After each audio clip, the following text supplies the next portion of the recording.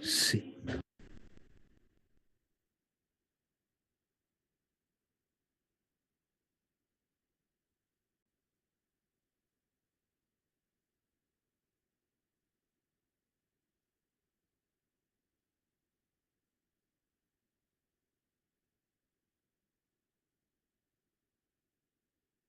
sì,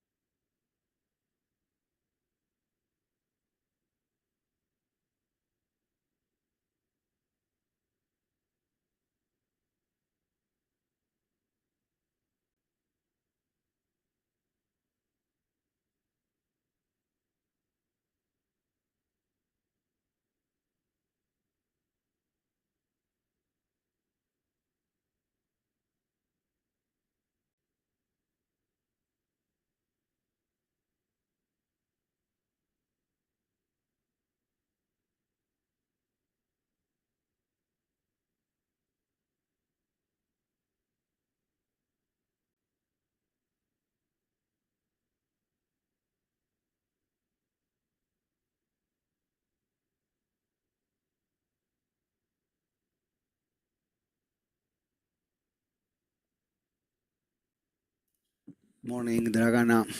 Good morning. How are you? Good, and you? Good to see you. Okay, nice to see you. Eh, Dragana, do you have a presentation for today, yes? No, I have just 2 pages, but not necessary. If I think that will be necessary, just about the main goals, etc. Uh-huh. Okay, I understand. Anyway, one second, please.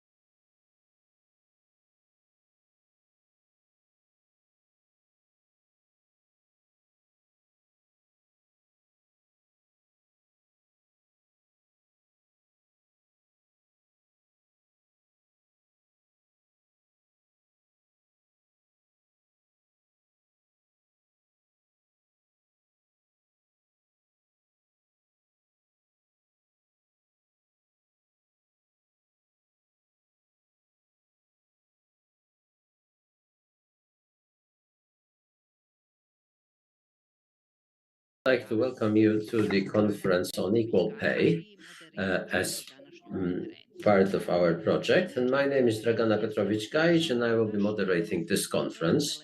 This conference is taking place right before the European Equal Pay Day. So this is also a good opportunity to raise the awareness of the significance of this major problem, of what the pay is and how it differs between men and women who perform the same kind of work, in order to take some action to accelerate overcoming that gap. So today we have our experts with us, Lazar Joweski, who is a professor of law, and he will tell us about the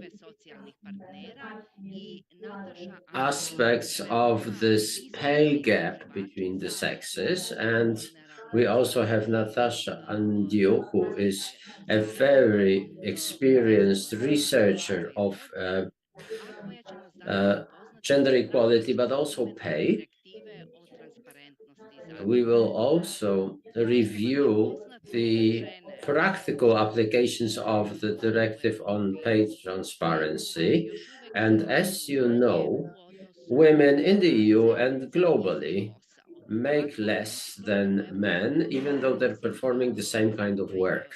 If you look at the EU, this pay gap is 12.7%, which means that every €1 that is earned by a man means 0.87 euro cents for a woman. And the situation is even worse when you look at the old age pensions and at specific sectors in which there are more women employed. Over the last 10 years, there were some steps taken to fill the pay gap, but the improvement has only been of several percentage points. If we work at this pace, we will not be able to equalize the pay between men and women by the end of the century. And actually, somebody calculated that at this rate, it would take us 130 years to equalize the pay of men and women performing the same work. Whereas this pay gap between men and women should be seen in the context of the general lack of equality in the labor market and in the society due to the fact that women have less access to jobs, to paid jobs. We also have inequality in the performance of household duties. We also have a lot of women working in poorly paid professions. And what is more, we have some general system of salary division or distribution, and we can see that this determines the pay gap between the genders. In all EU declarations, but also declarations of the UN and in international conventions of the International Labour Organization, for example, and in many other documents, there are, of course, prohibitions on discrimination. And apart from that, we have a lot of documents that relate to the obligation to treat men and women equally.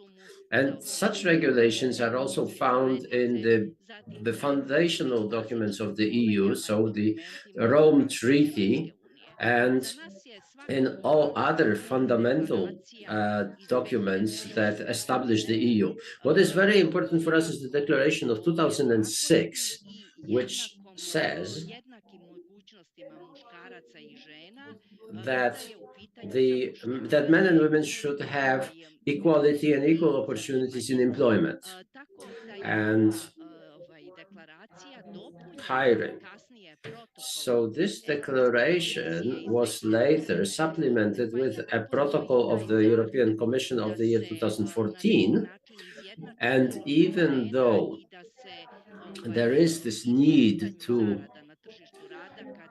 make the situation of women the same as of men in the labor market if they are performing work of the same value, this directive is still not being followed in practice, at least not in all cases, and we can still see challenges, which is actually a nicer way to say a problem. And it has also been established that one of the main problems that are to overcome this pay gap is that there is no transparency of salaries. And this is why in the year 2023, a directive on pay, on strengthening the principle of pay transparency and equality of pay and of men and women performing the same value work by making their pay transparent. And I will not be talking too much about the directive. I will leave that to our experts. But what is important to be said here is that in that directive,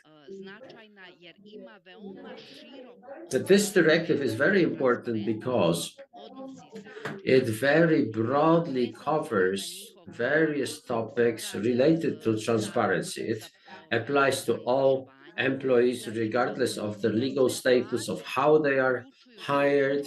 It also concerns all phases, so both the hiring, but also the candidates for jobs. And this need for pay transparency applies not only to pay itself, but also all financial benefits. For example, pay during holiday leave or other absences. And also there is a rule of universality being introduced, and this has been introduced into the legal standard. What is also very important for us as the workers' organizations is that this directive also promotes collective bargaining. And apart from that, this directive is strictly connected with and it complements the directive of 2006. And it also complements the directive against discrimination of the year 2000, which concerns the issue of the women's situation on the labor market.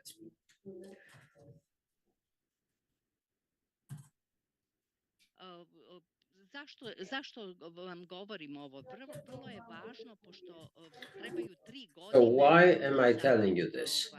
Well, it is very important because it will require 3 years to see the directive transposed into national legislation. So for us as the social partners, it is very important in this project that we have to achieve the goals of this project. And the most important goal of this project is to improve cooperation between the countries involved in it with regards to monitoring the transposition of this directive. We also need to strengthen workers' organizations, so trade unions. We're also considering online and offline education to overcome this pay gap, so that men and women would have the same pay if they do the same work. We would also like to give an impulse to partners in this project and the countries that participate in this project, so that they would primarily try to create policies that concern overcoming this gender inequality. So we're dealing here with direct cooperation and exchange of information and experience. And so this conference, this meeting today is also very important for us so that we can exchange information, and it gives us an opportunity to start new initiatives to accelerate this process of eliminating the pay gap. What I also wanted to say is that this project focuses mainly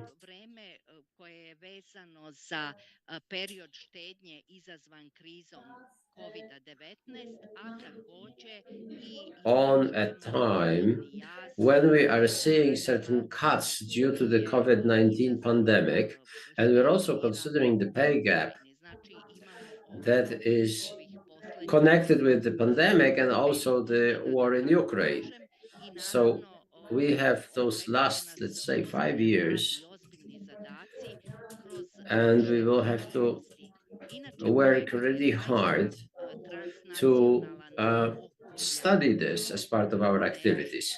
This project is really international. It combines partners, 11 organizations from 9 countries, of which 6 are EU member states of different parts of the EU, and 3 are candidate countries. So this exchange of information and experience will be very important also for those countries that are only candidating to join the EU. And what is also important is that within this project, we also have 2 organizations that are European in nature. So one is the European Federation of Administrative workers. So I think that the support from this organization will be very important for our project.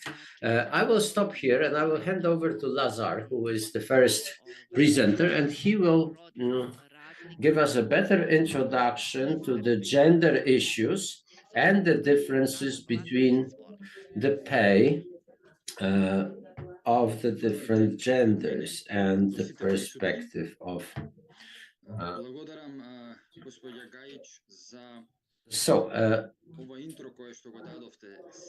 Good morning. I would like to welcome you also on my behalf.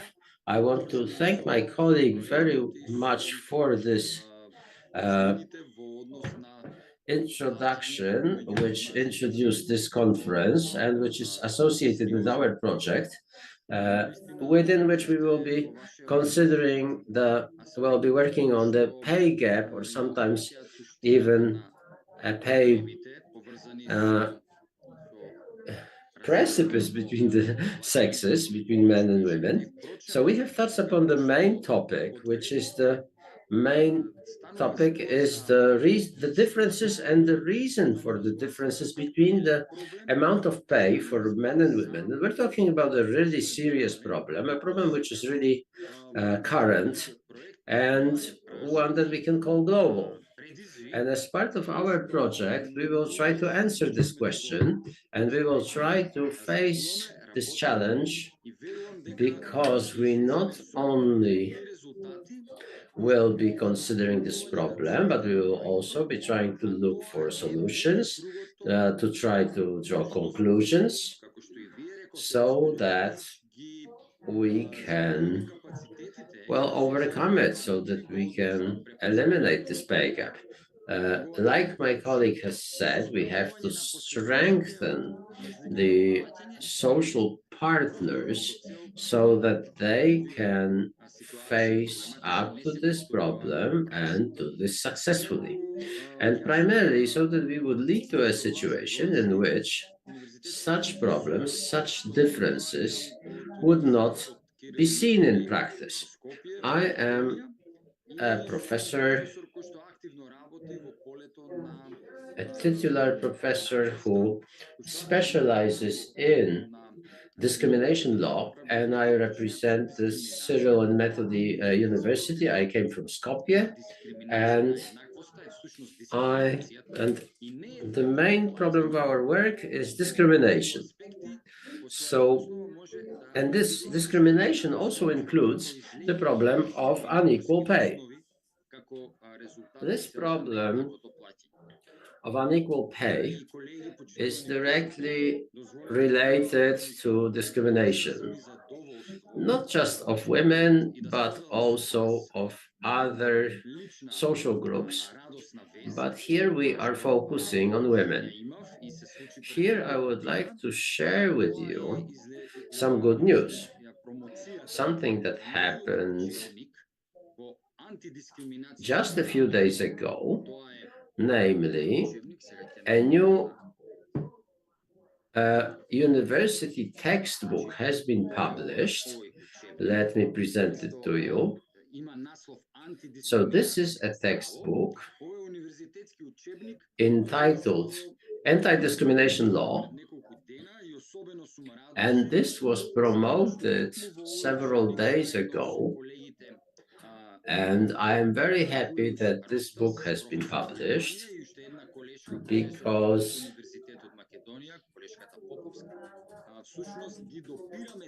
it also is the work of other colleagues like Ms. Popowska from our university. And this book deals with the unequal treatment of men and women, both during the hiring, but also in remuneration. And the process, the problem occurs not only in Macedonia. So this textbook deals with a problem that not only occurs in Macedonia, but all over Europe. This is why it's so significant, because it both portrays the problem and it also presents some ways of preventing it. We are presenting our conclusions and proposals for prevention so that in the future this problem would not occur in Europe, if possible.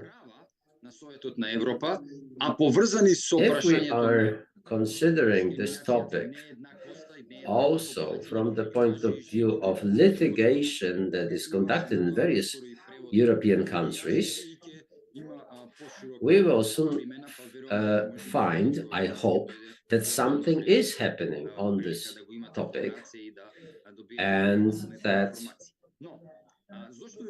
we do hope that there will be changes for the better. Now, with regards to the textbook itself, I hope that some of you sooner or later will have it in their hands and they will be able to assess the results of our work. But now we would like to talk about the role of social partners whose job it is to prevent such discriminatory practices, and to break this process that leads to the discrimination in the form of different pay for men and women. We will also deal with the EU directive that regulates this subject and which, among others, calls on the employers to improve the transparency and clarity of implementing regulations that foster equal pay for men and women, and which are not perfect yet, and which unfortunately enable such practices.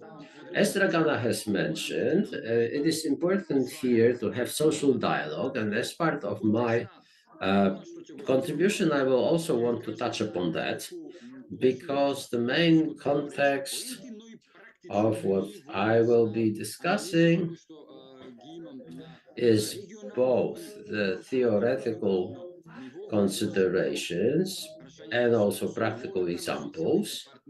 We will be using examples here both from Europe and the world as a whole, and the main topic will always be the differences in pay between men and women. And one presentation that we will use here will be a good demonstration of what we are talking about. But those who know how we work and who have the same experience as us Well, you know that I'm open to discussions and I am very happy to answer all kinds of questions. I hope that you will ask such questions. And during this time, I think it would be good to do some exercises. I have some questions to you that will also concern this presentation, so I will be happy if you will get involved and participate in discussion actively. Well, for the time being, I'm using quotes related to our activity here, and I want to focus on our activities, so the activities of workers' organizations, whose job it should be to eliminate this pay gap between the genders. So I would like to quote Dostoevsky and Apostle Paul. Dostoevsky, 150 years ago, said everyone could live beautifully in this world if only he knew how to work and how to love. And Saint Paul, in one of his letters, said, "Now to him worketh is the reward not reckoned of grace, but as an obligation."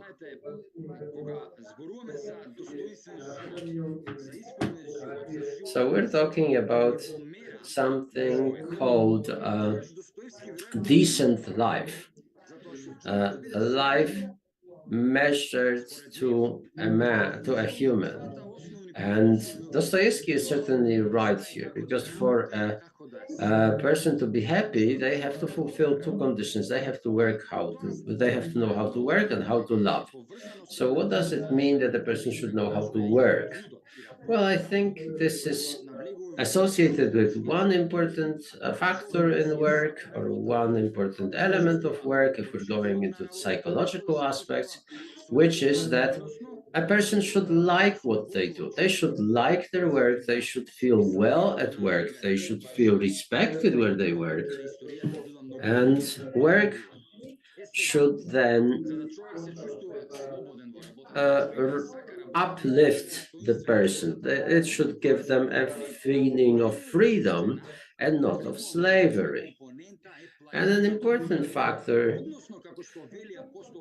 which I emphasize, is not the only factor, but I want to emphasize that decent pay, fair pay, is necessary. This is what St. Paul emphasized, that if somebody works, they should be paid what they are due, and not just get something out of charity, which would be like alms.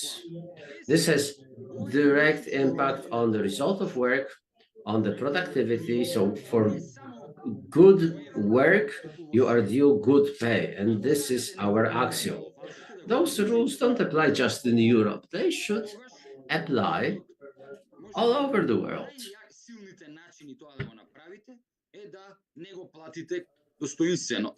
If you want to humiliate someone at their workplace, you can do it by depriving them of decent pay. And then the money he gets, it's actually just alms rather than decent pay. And this will destroy this person's dignity. The problem gets even more acute when people are discriminated against based on their gender. This makes us so vulnerable, and at the same time, this problem is very, very relevant. It touches the very essence of our humanity. And if someone is discriminated against just because they are a woman and they get a lower pay, that is so unfair, and that leads to a lot of issues. It destroys your dignity as a human being, and it prevents you from having a decent life. That's why, not only in Europe, but all over the globe, a lot of attention is paid to bridge that gap, to eliminate that inequality in treatment, so that a true gender equality can prevail. And I have prepared a couple of examples and also some data. And Mrs. Gaich has already stated that we will be giving you some statistical information to present the bigger picture. And also the data will be presented according to various types of statistics. But this is all to show that women on average earn 20% less than men. That, of course, varies from one country to another, or also it varies from one continent to another. But 20% is a significant gap. And even though some statistical data shows that the gap is being reduced, it still exists, and the abyss, the precipice, still exists. And in reality, we still keep seeing the pay gap, and we are far from bridging the gap. And there is a certain emptiness that is there. And what I mean here is the significant difference in salaries of women and men. So I've just told you what happens in reality. But on the other hand, we also have some legal regulations, some norms, both in Europe and worldwide. And also these matters are often considered and seen at the national perspective. So in reality, there is this huge gap. But on the other hand, we want to focus on international regulations and standards and norms. And what we see here is that the situation is quite clear, and there is a clear statement: equal pay for equal work. So even though there are regulations in place which actually should ensure equal pay for equal work, the reality is very far different, very far from that. So there is the law and there are some legal solutions in place, but what we have in countries at the international level, the reality is that the regulations are not complied with. And this has also been determined by the International Labour Organization. And in reality, the pay gap exists across all branches of the industry. Of course, in some sectors, the gap is bigger and others it's smaller, but it nevertheless exists and it's significant. In some sectors, the difference between salaries of men and women is more pronounced. And in some sectors, the gap is even widening. And I will tell you exactly which sectors are affected by that. In the private sector, the situation is more acute. The private business sector is where the biggest pay gap exists, unlike in the public sector. There are some strategies in place. And actually, the social partners should come up with those strategies with a particular focus on eliminating the pay gap. And it's the trade unions who should form these strategies. But also, the employers, they must also be themselves aware what their position is, whether they are operating in the private sector or in the public sector.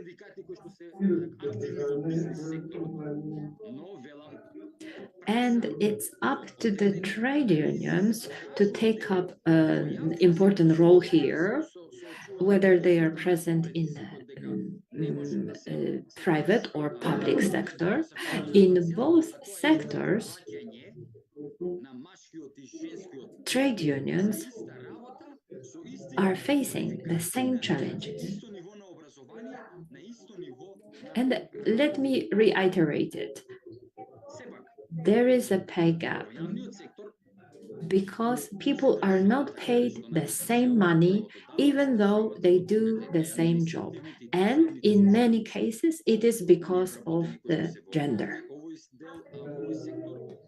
Of course, public officials and civil servants, people employed in the public sector, they usually stick to the regulations quite religiously, and there are also some legal acts and other documents in place, and they need to conform to those. So the gap is usually smaller, and the national authorities are usually able to enforce the regulations regarding the equal pay. On the other hand, in the private sector, the gap is still bigger. And the companies in the private sector should also comply with international regulations or EU regulations or even national regulations regarding equal pay for equal work. Yet, they simply don't do it. They don't comply with those laws. And it very often happens in Europe with more developed, more advanced collective bargaining practices, that issues are resolved through collective bargaining. However, that possibility is not always fully utilized. However, this chance, this option remains open. So it's possible to bridge the gap through collective bargaining, but that measure, that activity is not always utilized fully. The European Union funds our project, and I am really thankful to the European Commission that they believe that pay gap based on gender is a vital issue. And we are going to work here together. But before we do that, I would like to name a few directives of the European Union. There is a directive 2000/42, and it's the directive on preventing discrimination in every aspect. So these are some older documents that were designed to prevent discrimination during hiring or during employment.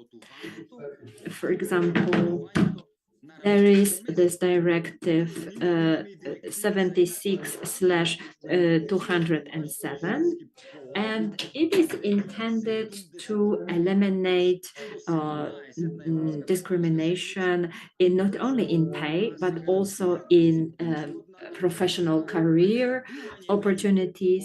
there is also a directive 75/117, and it guarantees equal access to equal pay if the employees perform the same job and have equal qualifications. In theory, this directive should guarantee that you are paid the same amount of money as others if you all do the same job. There is another directive from 77, and it guarantees equal right for social security. And there was a case in the European Court,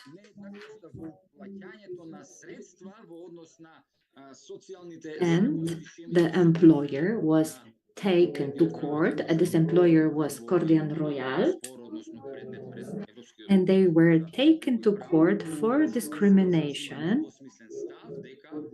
And what happened is that the company paid differently to people doing the same job and with the same set of skills, but they were of different gender, so they were paid differently. There is also a directive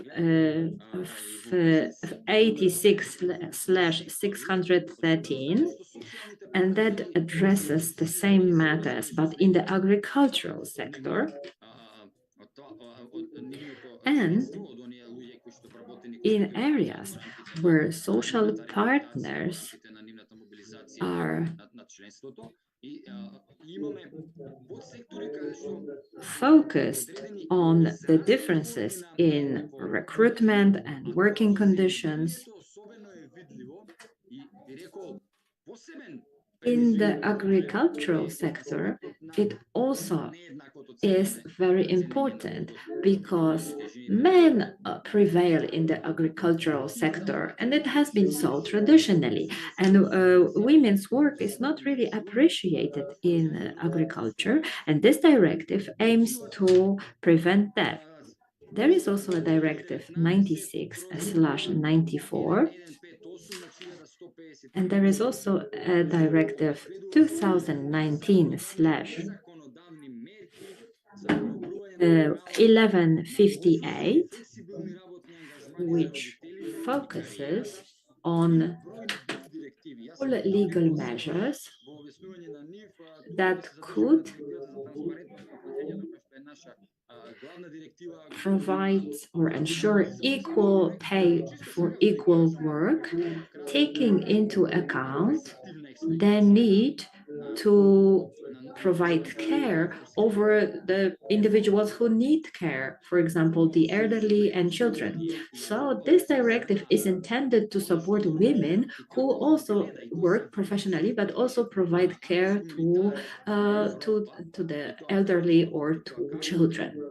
And these are examples of what Europe is doing to eliminate the problem, and how Europe is trying to eliminate the pay gap between men and women.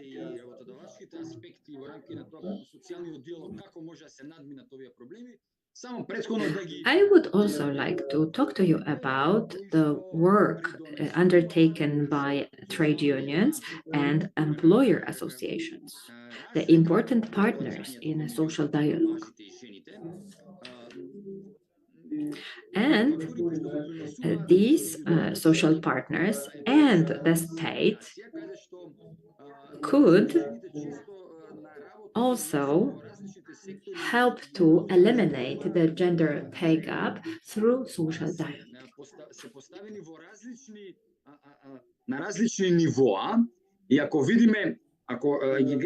The social partners have, of course, their will, and they have some things that they can do, but they find themselves in many different situations and many different levels, depending on whether they are a trade union which by definition is in opposition to the employer.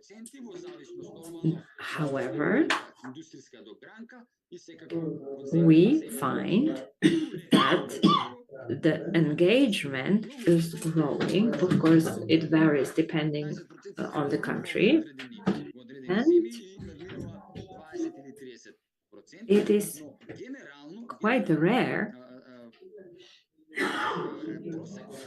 that the top management is involved in this type of activities.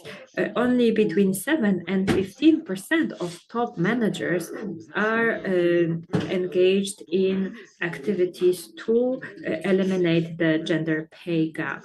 The level of activity is usually higher at the lower levels of management. So what we need to conclude from this is that it's the trade union activists at the lower level who are very much engaged in working on those issues. And I am asking myself why the top management are not interested in taking the steps to eliminate the gender pay gap. And I will present to you my thoughts on this. So why do top officials, why the members of the management board seem to be less interested in gender pay gap issues than people at lower levels of the corporate ladder? I would also like to focus on women representation among the top officials in organizations, in companies, and also in trade union organizations. And this is the way in which women are perceived. And perhaps this is the key reason, because historically, women have been discriminated against also because of the way they are perceived, also perceived by themselves. So sometimes women discriminate against themselves somehow involuntarily because they don't believe in themselves and they don't believe they will be able to make it at the top managerial level. Merely 5% of women, women merely represent 5% of top managers in big companies. So believing in oneself is very important. And in this process, women do not see themselves as the leading force. They see themselves as the working force. So they don't perceive themselves as, for example, business owners, top managers. They see themselves as middle level or lower level workers. Of course, this is not true for all women, fortunately, but we are seeing this general trend and the statistical data seems to confirm that.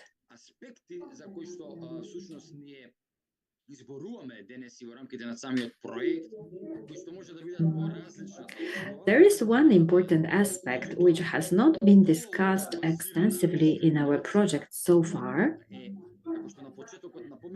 but there are grounds for this discrimination. And there is a strong factor that we can usually see during negotiations. And there is this question, when you hire people, how much am I going to earn? What are the career opportunities for me? And this defines at the very beginning of the employment process what your future will be. And the employees must express their expectations at the early on. Women are seen as someone who will also need to take care of their families, who will probably have children, so they would be a quotation mark worse employee. In many regions of Europe, still the traditional perception of women prevails, and this has been because of historical reasons, but also, you could say, also biological reasons. In less developed countries, this factor is stronger than in highly developed European countries. But in Europe, this aspect is regulated by legal solutions, and increasingly frequently the standards of the International Labour Organization are adopted. So the need to provide home care, maternity, are taken into account, but such factors by definition are secondary because primarily it is qualifications and the ability to perform the work that are taken into account. There are many aspects here, and they frequently chaotically intermesh, but all of them, to a greater or lesser extent, have direct impact on the differences that we're talking about. Now, considering the role of social partners, we're getting to the main point of our meeting. Social partners are mainly two sides, sometimes three: trade unions and employers, and possibly government authorities, which also participate in the trilateral dialogue as the third partner in social dialogue. Trialogue, actually. So what can you do to improve the situation that we're talking about? Primarily, we can improve the legal situation so as to improve the circumstances and reduce the difference in the pay between men and women. Then we need to achieve a situation in which social bargaining and social agreements would lead to the complete elimination of the pay gap. This has been mentioned by Ms. Gajic. We still have to develop certain tools that can help us. I am assuming that it should be trade unions that would play a primary role here, and trade unions should conduct a broader campaign, also a publicity campaign, not just by exerting pressure on the employers and by informing and educating their members, but also a broad-ranging information campaign that would raise the social awareness and would make more people realize the importance of the problem that we're encountering. Of course, those differences and barriers differ depending on the sector, depending on the country. The trade union membership proportional is also different in different countries, but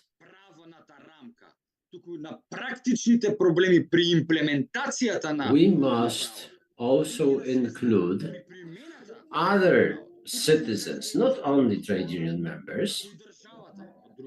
We have to include them in this campaign, even though the role of trade unions will be of key importance, will be fundamental here. And this topic, this struggle, is something that trade unions must get involved in, but we also have to interest everybody. We need to include all citizens of every country so that they would speak with one voice, so that they would emphasize this problem, and so that they would do everything possible to fill this gender pay gap. My colleague will talk here, so Natasha Andio will talk more about the directives here. Directives that deal with specific pay gaps, and the directive that imposes the need to improve transparency of pay in European countries. What else can we do? We can also implement policies that promote inclusion, which means in practice eliminating stereotypes and reasons for discrimination by accepting some diversity. Because even though this may sound paradoxically, this can lead to having equal pay. So here we're talking not just about one segment and one aspect of the pay gap. Here we could also include the disabled. We can talk about minor employees. We can talk about immigrants. We can talk about different groups that are paid less. So I would like to emphasize that labor and industrial relations have a huge inclusive power to integrate the society, to build a community. And if there is discrimination in pay between men and women, then our labor and industrial relations should be a tool that would allow us to achieve a situation in which we will have eliminated those differences in the society which exist, maybe not because of no reason, but for no purpose, at least. So if we focus on promoting what I was trying to present here, so this promoting the idea of equal pay for equal work, this requires mentioning that the system of combating discrimination that the EU is introducing also calls for rewards for companies that efficiently combat discrimination and that achieve some success in this. The question is, will employers be interested in this?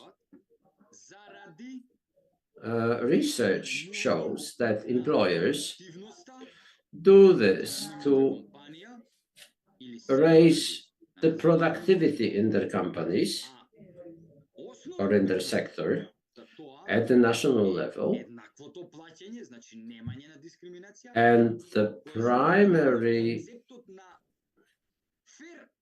measure of this is equal pay, or the primary driver of that is equal pay, and this is equivalent to equitable labor relations. And even though there are differences between companies, and let's say in one company there is such discrimination, while the other company does not split employees into groups, for example, into men and women,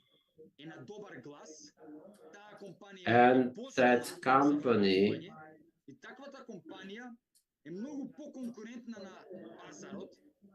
that by eliminating pay gap, by combating discrimination, takes better care of its employees, in the long term, it will be more competitive in the European and global market because it invests in its human resources. So this investment in people is a factor which global and European science pays the greatest attention to now. This will result in higher productivity in the company and thus better profits. And finally, this process may and should include government authorities to reduce the pay gap. And here the authorities can play a double role. So, on the one hand, it can create legal frameworks that will prevent discrimination at the national level. And here, it is necessary to implement European legislation, so European directives on this topic. But apart from that, I'm talking now about the other aspects. So on the other hand, you have to act at the national, sectoral, and company levels and focus on the practical implementation of those regulations, not only the legal standards that have already been adopted and that allow you to pay equally for the same kind of work, but we also have to work in practice. Let me remind you that the legal framework at the European level and international level are pretty good. What is the problem is the practice, and this is why we need control. This is why trade unions have such an important role in controlling and demanding that those legal frameworks are applied so that this pay gap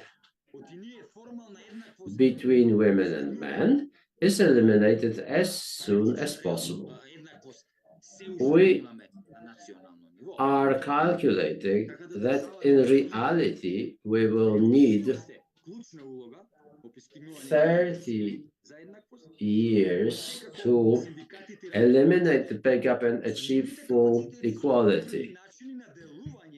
For the time being, trade unions and employer organizations, with their capacity, they really can help. And they also must understand that this is not just the goal of the employees, but also of the employers. This is our common goal because this will generate in our common benefit. We must understand that this need to eliminate the differences is there, and that if we eliminate them, this will benefit everybody. And now, to conclude, the visibility of pay in the pay system of our companies is of fundamental importance because the pay gap can be eliminated, and those problems will solve themselves if we introduce more transparency. And the disproportion will be eliminated if activities taken are collective in nature, if the social awareness is improved. Because if a problem is unknown, then it's difficult to expect that anybody would try to solve it. And so our activities, the activities of social partners, are of great importance. But what is also very important is social awareness, not only on the scale of the company, but also the sector and the whole nation. And this is why we need to talk about this. We have to encourage our colleagues from trade unions. We have to give them courage. Colleagues from the trade unions with which we work, so that they would change their awareness as soon as possible, so that they can change their way of thinking. Because the European standards do not contain differences between the pay of men and women. And this is why promoting the elimination of the pay gap, raising awareness, informing the society, informing the employees themselves, informing the employers. And let me repeat this again. Here, trade unions would have a great role. This should be our mission in the future, if it isn't our mission yet. And this is why I'm appealing to my colleagues from the trade unions to promote this topic. And me and my colleagues have decided to write and publish this textbook because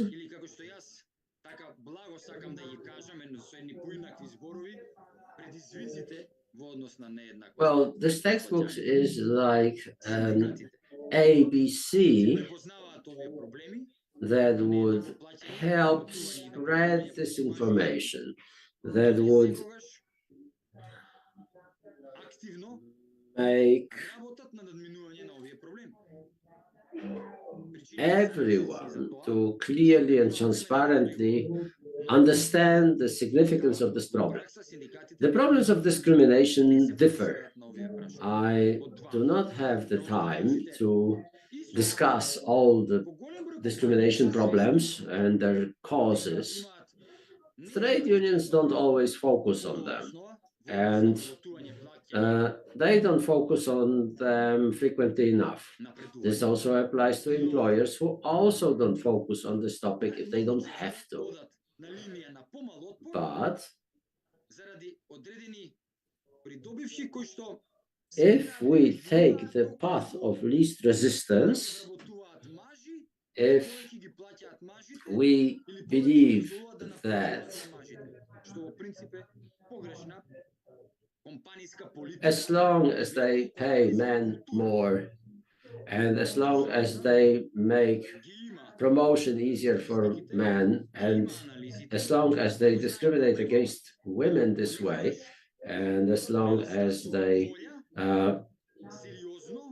reduce the culture of business, the culture of employment, and as long as they keep their company at a lower level, at a lower standard, and as long as they don't have the intention to solve this problem, we will be stuck where we are. We will not move forward at all. The final conclusion is to say that this is a comprehensive problem in which all social partners must be involved, so both employers and trade unions,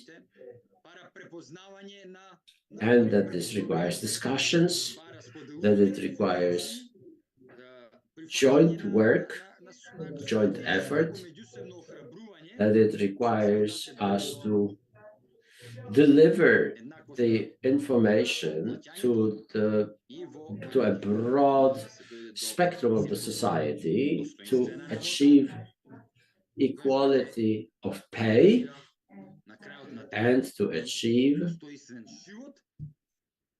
the task of producing fair working conditions, fair pay, which is related to the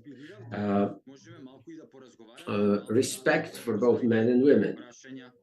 So thank you for your attention. I hope this helped you to consider various aspects of this problem. I hope that you will ask me some questions and that we will have a broader discussion. I hope that my contribution was a good basis for such a discussion. I want to thank the interpreters. This is a difficult topic, unusual topic. I hope I wasn't speaking too fast and that I wasn't talking in a too complicated way, so that I was able to clearly present to you the topic that we'll be discussing today. So, if anyone has any question, I would be very happy to hear it. Particularly, I want to thank Ms. Gajic for giving me the opportunity to present my thoughts on the topic. Thank you very much. Hvala, Lazare, izvolite ako imate neka pitanja. Thank you very much, Lazar, for your presentation. And dear participants, do you have any questions? Norbert from Poland would like to take the floor. Or so it seems. Norbert from Poland. Yes, good morning. Ladies and gentlemen, hello. And dear professor, also good morning. First of all, I would like to thank you for a huge amount of inspirations. It was very interesting what you have just presented, how the trade unions should get engaged in ensuring equality. I would also like to thank you for presenting not only the legal aspects, which of course are crucial for our work, but I would like to thank you for taking the human approach to work, which is no less important in our trade union activity. And the quotations that you have just given us are a food for thought. So that's something to think about. Why is work in the 21st century not decent? Why people earn less than they need to support themselves? Well, as we've heard, it's important to know how to work and also to know how to love.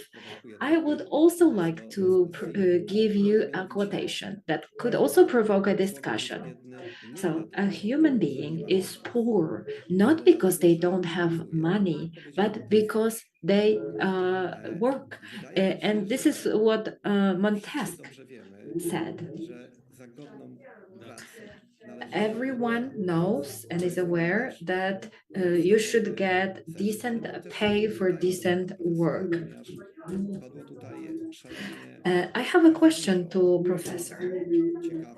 There were a lot of interesting things said and a lot of analyses about how the trade unions operate in the public sphere. And you also said words about how the social partners interact with each other. You also said that social partners include companies, not only from the private sector, but also from the public sector, because the state is also an employer. And it is true that the pay gap is smaller in the public sector than in the private sector, but there are huge problems with pay equality in the public sector as well. That's why the trade unions in Poland keep an eye on the public sector, and this is very important for us because we have our people in that that public sector. And there was also an important statement said about the role of state, that the state should create some solutions. And also, the state requires the private sector to act responsibly. And if you require this from the private sector, then the state should demand the same thing, the same standard from itself. And when I look at the Polish labor market, there is a huge problem. The professor said that the collective bargaining plays an important role in bridging the pay gap, and we know that very well. Collective bargaining are there specifically to bridge the gap. And there are also directives of the European Union that address the issue.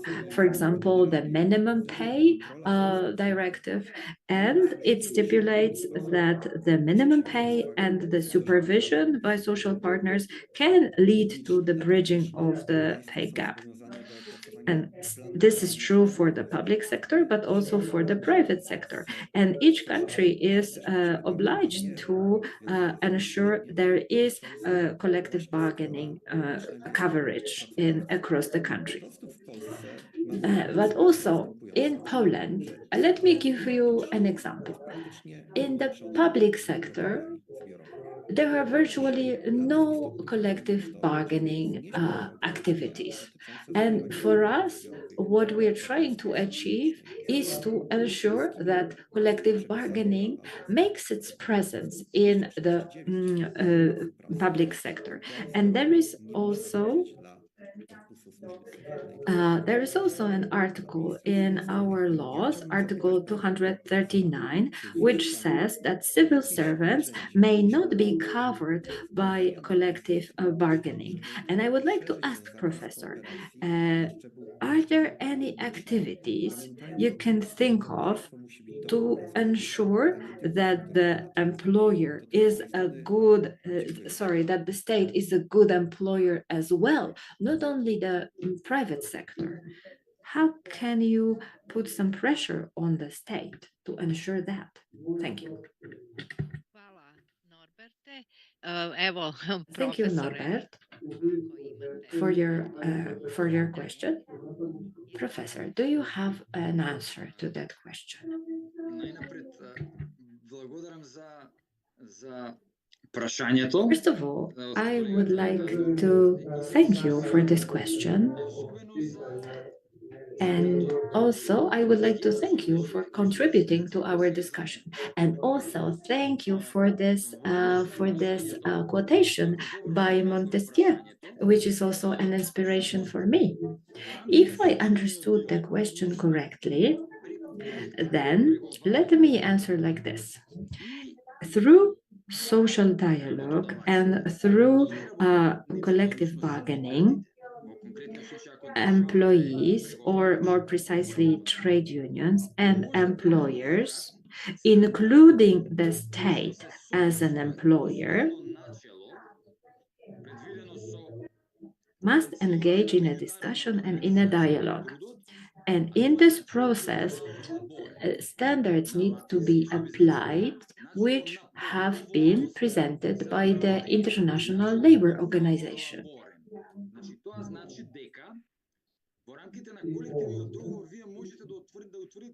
And I would like to present the main slogan of ILO. You are able to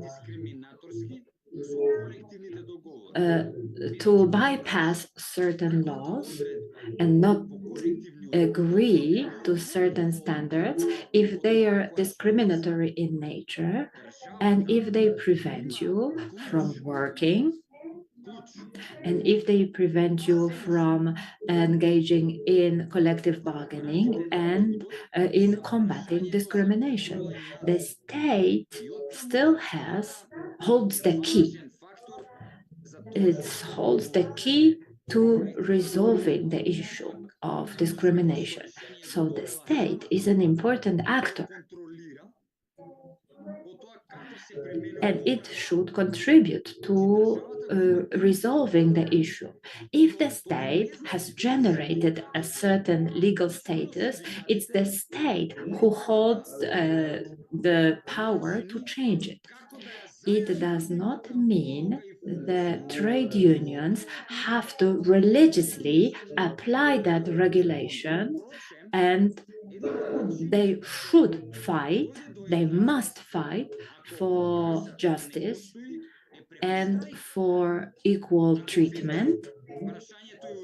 And the ultimate goal could be, and also the most drastic measure is the strike. So going on strike.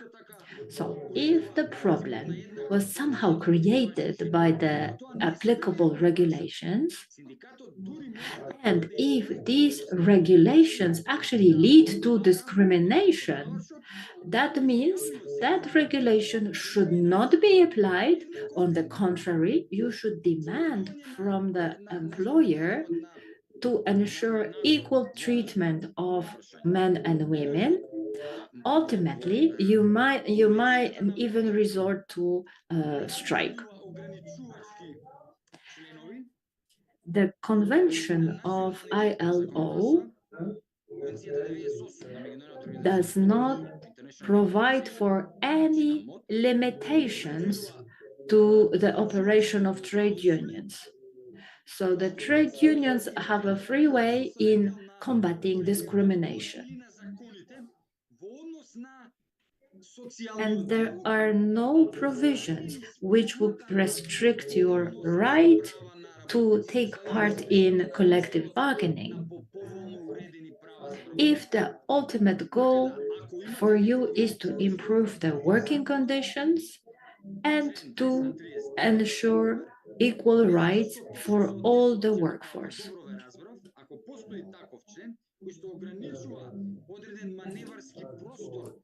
If there is a particular article in your law, Article 239, which limits the way you can operate,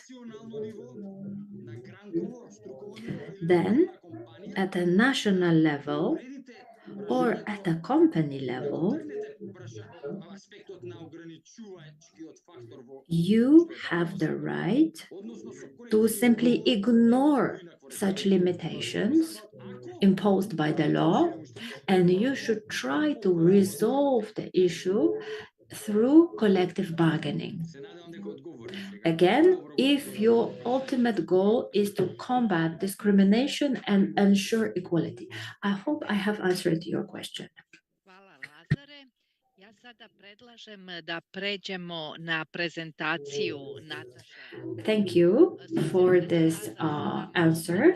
And now we can start the presentation by Natasha Amdiu, but Lazar will remain with us until the end of the meeting. And if you come up with further questions, you will be able to ask them. Natasha, over to you. Dzień dobry. Cieszę się, że widzę część. I was quite inspired by the discussion and answers from the Professor Joveski. And maybe I can just try to add something, Professor, if you don't mind. I believe that if we look into anti-discrimination legislation, we can also refer to the obligation of the public sector equality duty. And this is because one of the principles is transparency.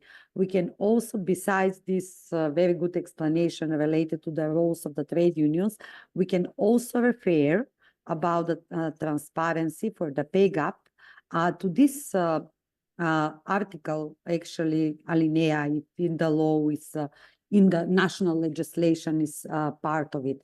So this is also quite important, as I know that many laws on protection against discrimination consist this obligation for public sector equality duty. And one of the principles is actually a good tool to connect with our topic. So let me share. I have a short and long presentation. I'll try to clarify everything because we've been already discussing about many regarding the content of the directive and everything.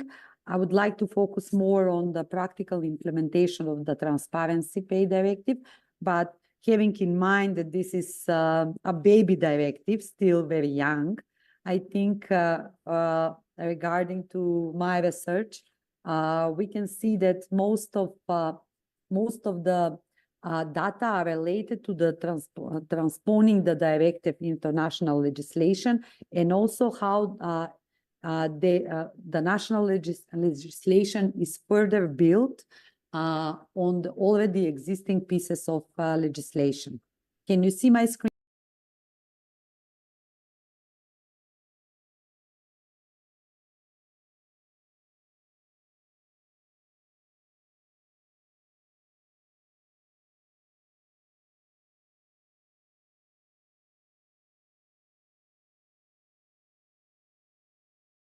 I will try to talk about the level of legal implementation and practical implementation as well on national level. I have like an overview of several European Union countries, and then I believe that during our discussion, we'll try to understand where we are, where we want to go, and how to get there, because it's a baby directive, I like to call it like that.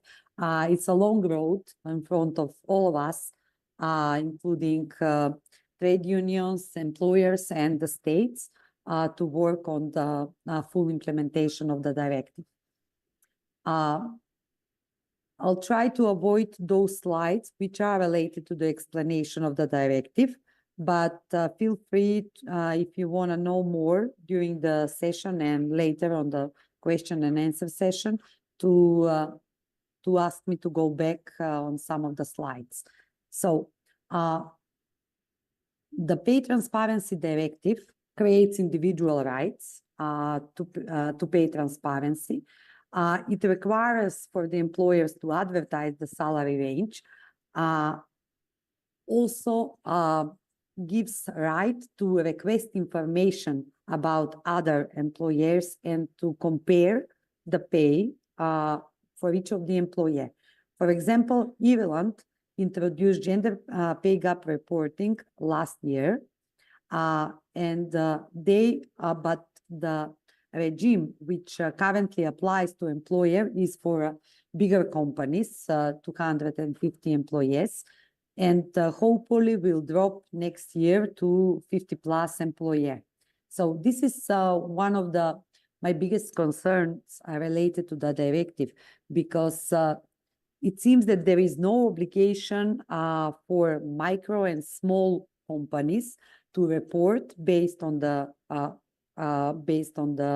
directive, but it doesn't mean that they can avoid the transparency. This is also, I can refer to what I previously mentioned, to anti-discrimination clauses and transparency as a principle regarding their obligation, no matter is it a public or private sector. So regarding France, it requires to calculate gender equality score obtained from the gender pay gap statistics, among the other things. And this rule, again, applies to the employers with 50 plus employees. I just try to, the pay assessment, it's very important as it gives detailed equal pay audit, and which can be done in cooperation with the employer's representative. Here is the role of the trade unions. But however, additional data and analysis will be required in order for the trade unions to fulfill their role, which means that regular monitoring and data collection from the employers is very important if we want to have a progress regarding to implementation of the directive. So because there is no obligation, trade unions, in order to assess the situation, they can create internal mechanisms, for example, for shadow reporting or similar. Yes, there is no obligation for smaller companies to provide this data, but it's a matter of transparency. This is why I'm referring to the transparency as a crucial through this process of implementation, because this is actually the true meaning of the directive. So also, here I see like two sides of the coins. From one side, we talk about how to approach and how to assess those smaller companies with, which has no obligation to report. I would say that one thing is shaming and blaming, but the other thing is like awarding or building equality champions, which is also quite popular. And this is related to something which what Professor Joveski mentioned, like promoting equality, awareness rising, and so on.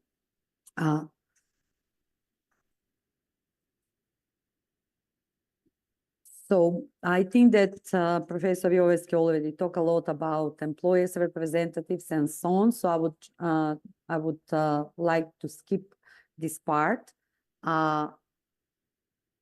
Maybe just this slide, which I believe is quite important. So it's what are the individual employers' rights created by the Pay Transparency Directive?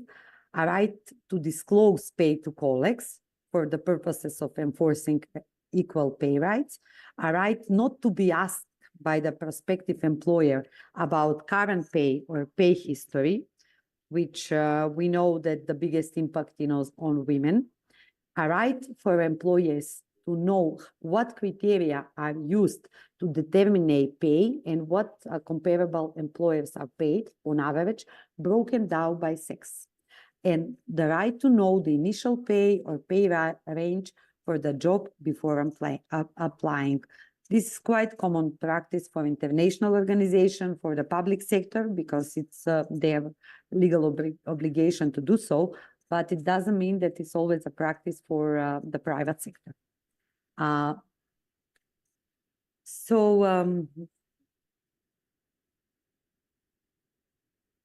have a few good practices, but let's assess together, are they good and are they gaps within? So for example, in Belgium, the question, has the local legislation has been introduced to implement the Pay Transparency Directive? The answer is no, for example. But is there an anticipation of changes to existing local legislation to comply with the new obligation under the Pay Transparency Directive?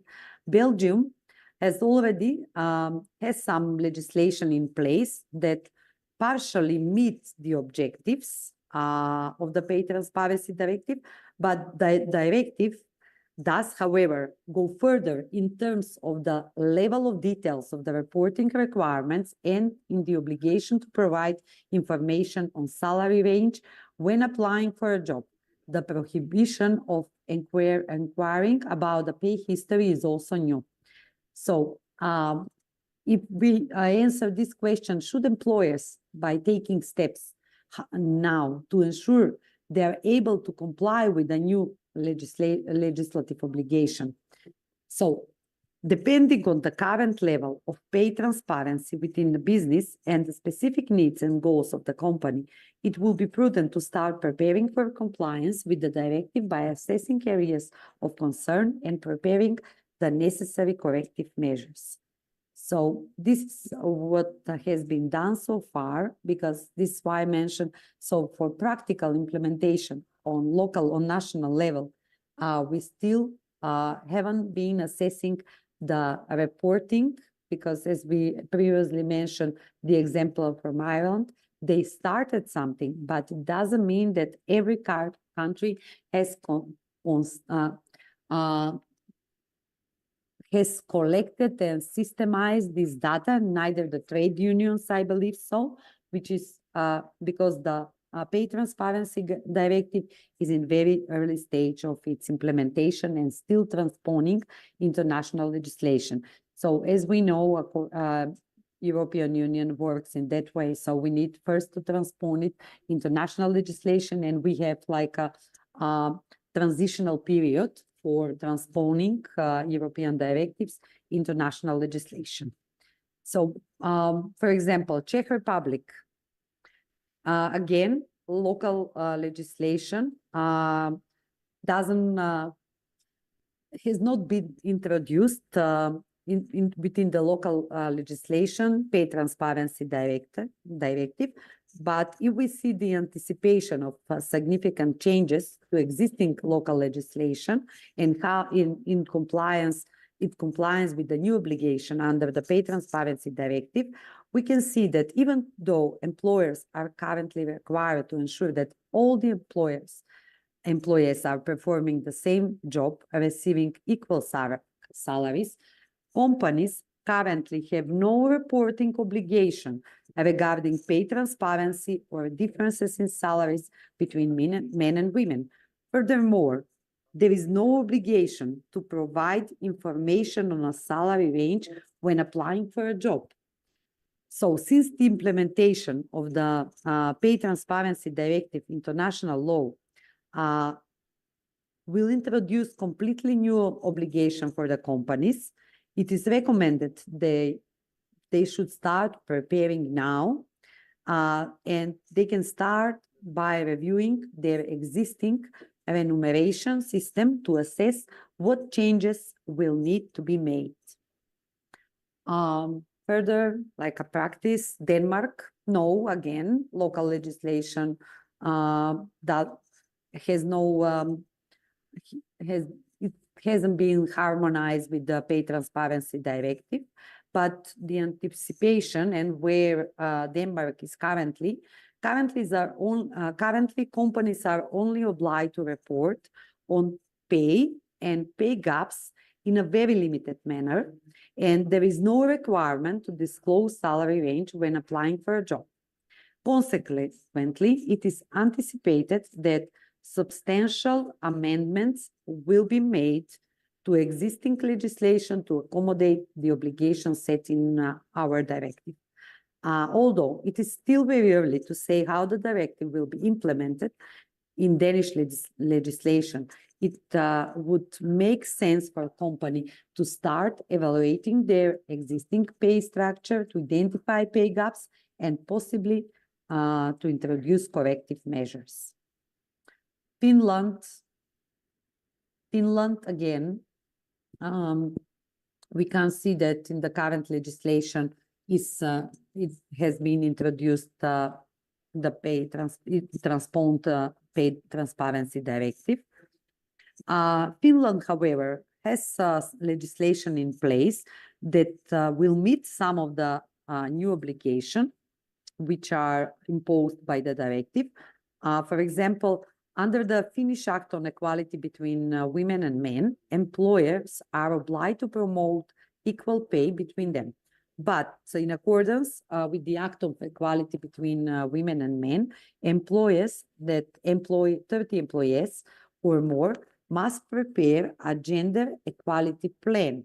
And this plan must include a pay survey which must present the classification of job performed by men and women, the pay for those jobs, and the differences is pay, actually.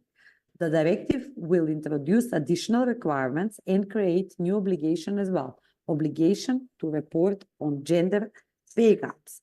It is recommended that employers start preparing to ensure compliance with the upcoming regulation, and employers can start preparing for the obligation to report on pay gaps between female and male workers by reviewing the existing pay structure and reflecting on which job duties are to be considered familiar.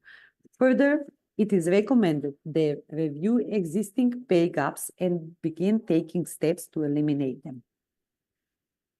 France, for example, again, the directive is not transposed in national legislation, but already France has legislation that partially meets the objectives of the directive. For example, the law from 2018 created the Professional Equality Index, which must be published each year, no later than 1st of March. And this tool calculates actually the pay gaps between men and women in companies. Depending on the current level of pay transparency within a company, there is a recommendation to start preparation to ensure compliance with the directive. First should be the availability of required data and of any areas of concern. And once when this is identified, it would be possible for a company to take any corrective measures to mitigate litigation risk related to discrimination claims as far as possible. Germany, again, from the legal perspective, it hasn't been, the directive is not transposed into national legislation. But the German Pay Transparency Act has been in place since 2017. This act prohibits direct and indirect discrimination on the grounds of gender with regard to all pay components and pay condition for equal and equivalent work. So maybe here I should just mention that it depends on the capacity of the trade unions to recognize not so direct, but indirect discrimination, because quite often when job requirements and job description is given, there is lots of hidden intention, which sometimes the employers are not even aware of.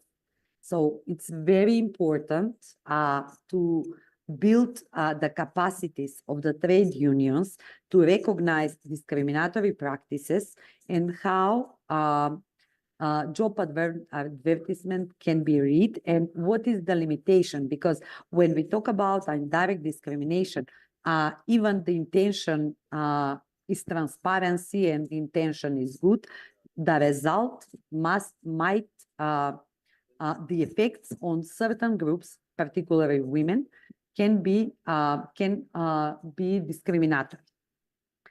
So what steps should be taken?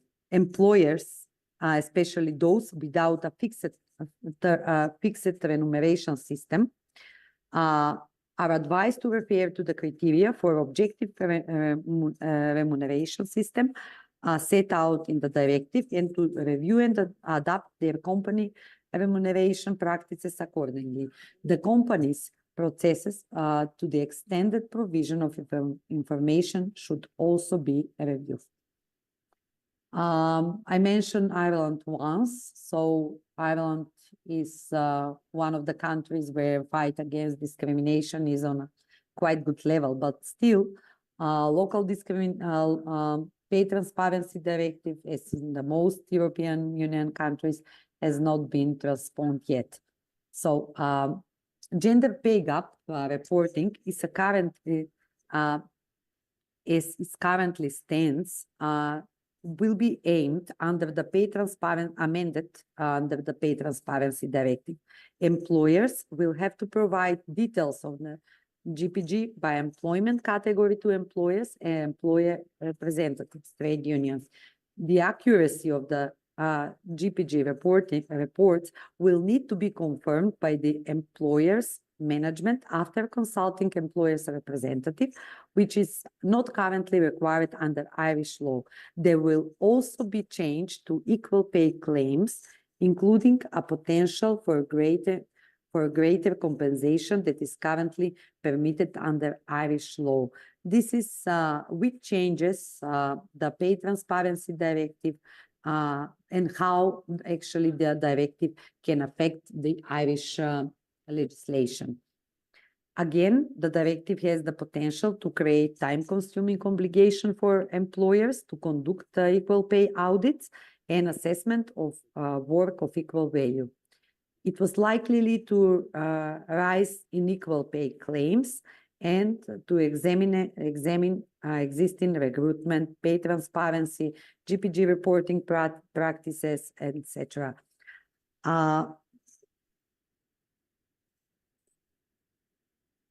So Italy. So again, the directive is not transposed into national legislation. Although Italy is partly in line with the provision of the directive, some modifications are needed to ensure compliance with the directive. So what the employers can do is to review and adapt their company remuneration practices, like actually most of the countries and most of the employers. Remuneration practices is something which is a must. So Netherlands, again, the directive is not transposed, even though the Netherlands already has legislation or legislative proposals in place or pending to be adopted.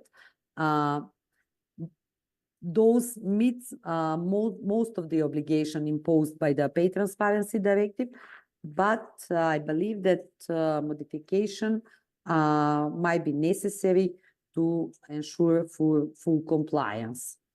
It is still unclear how the Netherlands will give direction to the directive, and it's difficult I believe it's difficult for the employers to anticipate and take steps to examine which measures should be taken.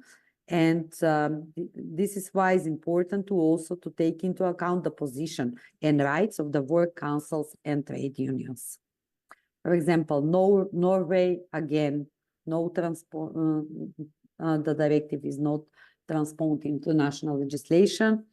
Again, Norway legal ramifications are currently under review. And it's possible that some of this legislative adjustment which will be required and the deadline for their implementation has been set for 7 June 2016. Let's see what's going to happen later. And at present, it's not possible to ascertain the legal ramification that implementation will entail in Norway. However, the recommendation for employers is to familiarize themselves with the Pay Transparency Directive and to assess the potential implication for their company. So Poland, you can tell me even more, I believe, we can hear from the national experts, but Pay Transparency Directive is not transposed, while what is the anticipation? Local legislative changes are expected, as currently there are no specific rules covering these topics. It's a time to get ahead, start on developing transparent remuneration structures and carrying periodical remuneration auditing procedures to benchmark any pay gaps between employers doing the same or equivalent work, and if and when identified, take reasonable measures to eliminate them.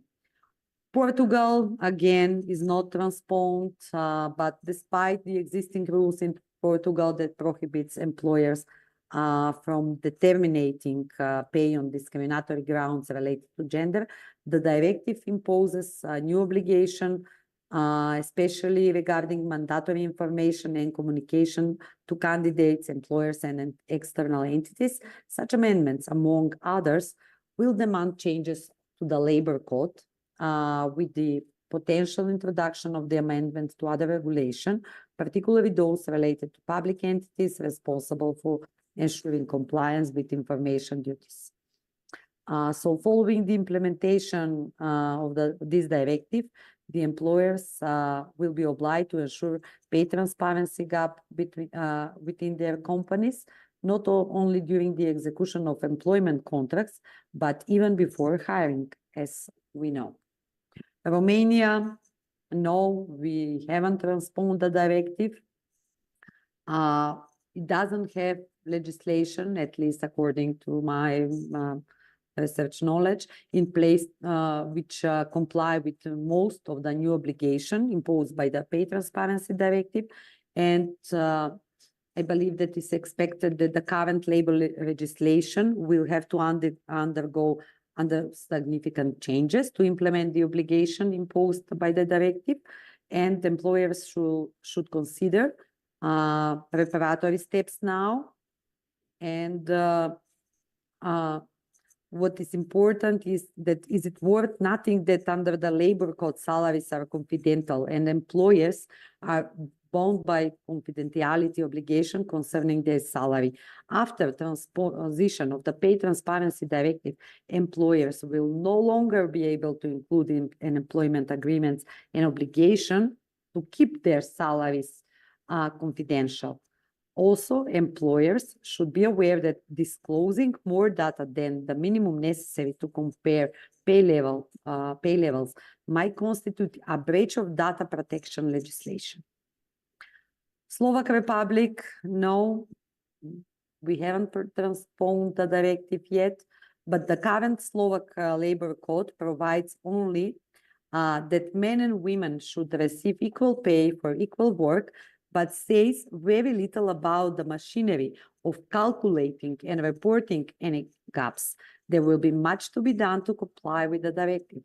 Now is the time to get a head start on developing such transparent remuneration structures and periodic remuneration auditing procedures to benchmark and pay gaps between employers doing the same or equivalent work, and when is identified, take reasonable measures to eliminate them. So Spain, no, we haven't transposed the Pay Transparency Directive. Employers should consider whether they are compliant with the existing legal requirements, particularly if their headcount is over 50 employers. Having the relevant paperwork in place will help facilitate compliance with the directive when it's transposed into the Spanish legal framework. So although this matter is already regulated by several Spanish regulations, the new directive will straighten some aspects. For example, Spain already has in place some obligation in connection with equal pay and pay transparency that applies on all employers. This includes keeping a salary register of all employees, indicating broken down by gender, the men and the median average values of salary supply, supplements and benefit for each occupational group, professional category, level, position, or any other applicable classification system. Maybe here, I just want to add something from the national practices, actually, what is the position of the women when in this way is calculated.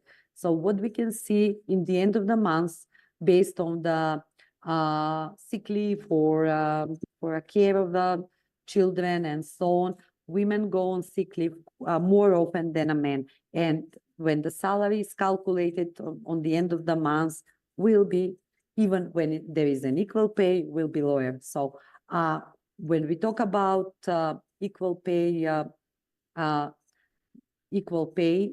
between men and women, we should combine and further recommend to the state to combine the measures. For example, if there is no good like a care system which supports women, they will even with this directive on force, still the gender pay gap, actually the result, it's not going to be equal. So this is maybe topic for another discussion on for some other conference, but I believe that this is the practice in reality and we should be aware of even while implementing this directive. So Sweden, no, as you can see, I mean, I'm just repeating myself. Maybe I would just try to summarize. Pay Transparency Directive is simply is not implemented in most of European countries yet. So in Sweden, national legislation, let's talk about Sweden as our perception is one of the more equal pay country. National legislation needs to be proposed before detailed planning can commence. However, the employers should already start reviewing what current policies and routines they have been they have for pay setting, including if they have objective and gender neutral criteria for setting pay, and what tools they have for collecting salary information about the employees. In this regard, should be noted that the new legislation will likely not only cover employees, but also trainers, apprentices, and staffing agency workers. This is also important because women, especially in the reproductive period, are most likely to be on lower position within the companies. And if we don't collect this data, we can't see the professional grade within the company from the gender perspective.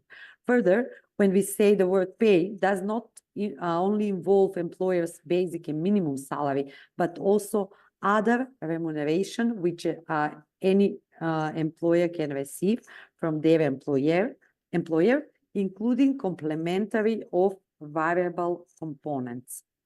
So the rules on gender pay gap analyzes in the Swedish Discrimination Act, along with the rules in most central collective bargaining agreement, already fulfill most of the requirements set out in the directive. However, there are additional requirements within the directive which do not yet apply under Swedish law. For example, job applicants will have the right to receive information about the position's initial pay or its pay range.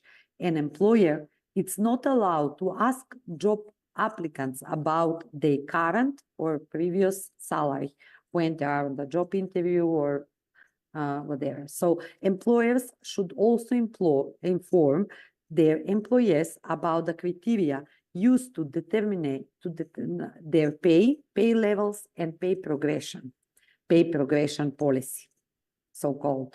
Employees might request written information about their individual and average pay level and should receive such information within 2 months from their employer. Employers with 100 plus employees must make a gender pay gap report annually or every third year, depending on the size of the companies, as previously was discussed for the obligation for reporting, which comes up from the Pay Transparency Directive.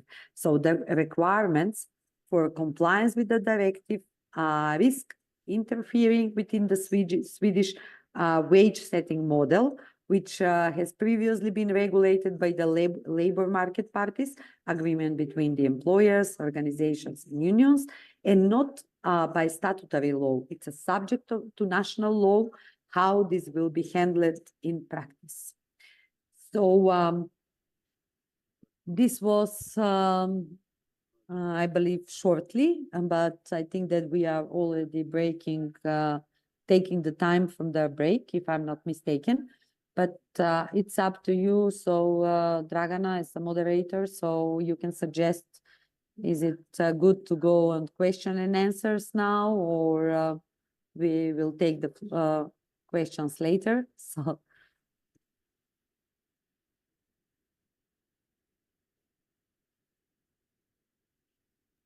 Hvala Nataša puno na divnoj prezentaciji. Natasha, thank you very much for this great presentation and the marvelous examples that paint a clear picture of the Pay Transparency Directive in the countries that take part in our project. I suggest that we take a break now, because our next item on the agenda is going to be a discussion, and this will likely take time.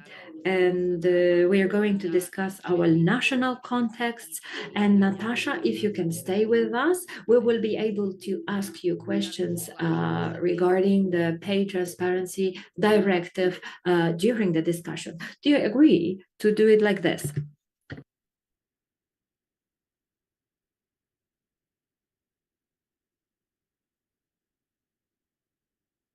U redu, onda se vidimo za pola sata. Okay. All right, so let's take a break and let's be back here in half an hour.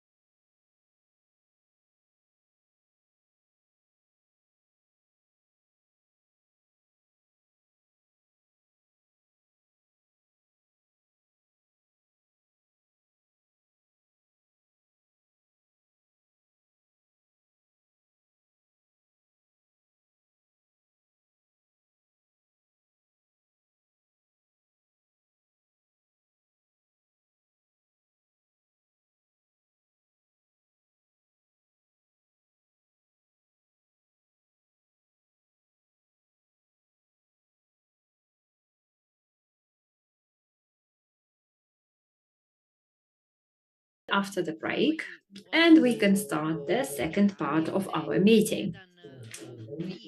And when I look at our agenda, I can see that we will have some information about the experiences of our partners in relation to equal pay. So there will be some national context. And we can start actually in presenting in alphabetical order, and we have experts from countries. So it will be an opportunity for all of us to hear some information, but also ask the experts about any issues that interest you. Let us start with Bulgaria, if you have nothing against it.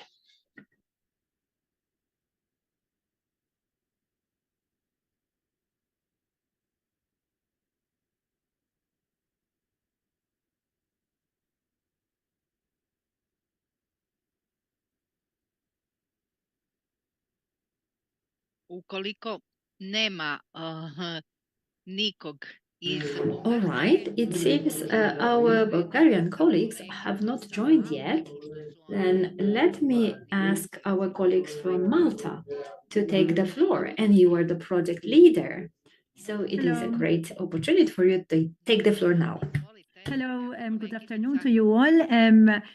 We have designed a short presentation, a PowerPoint presentation, if we can share it with the group, please.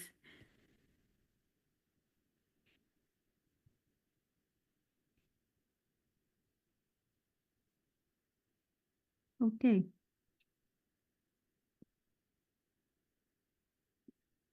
So basically, myself and my colleague Jana have worked on this project on the gender pay gap in Malta. And we'll be Sorry, presenting- Miss Grace. Can you put the presentation in the full screen mode? Yes. Yeah, in the slideshow. Yeah.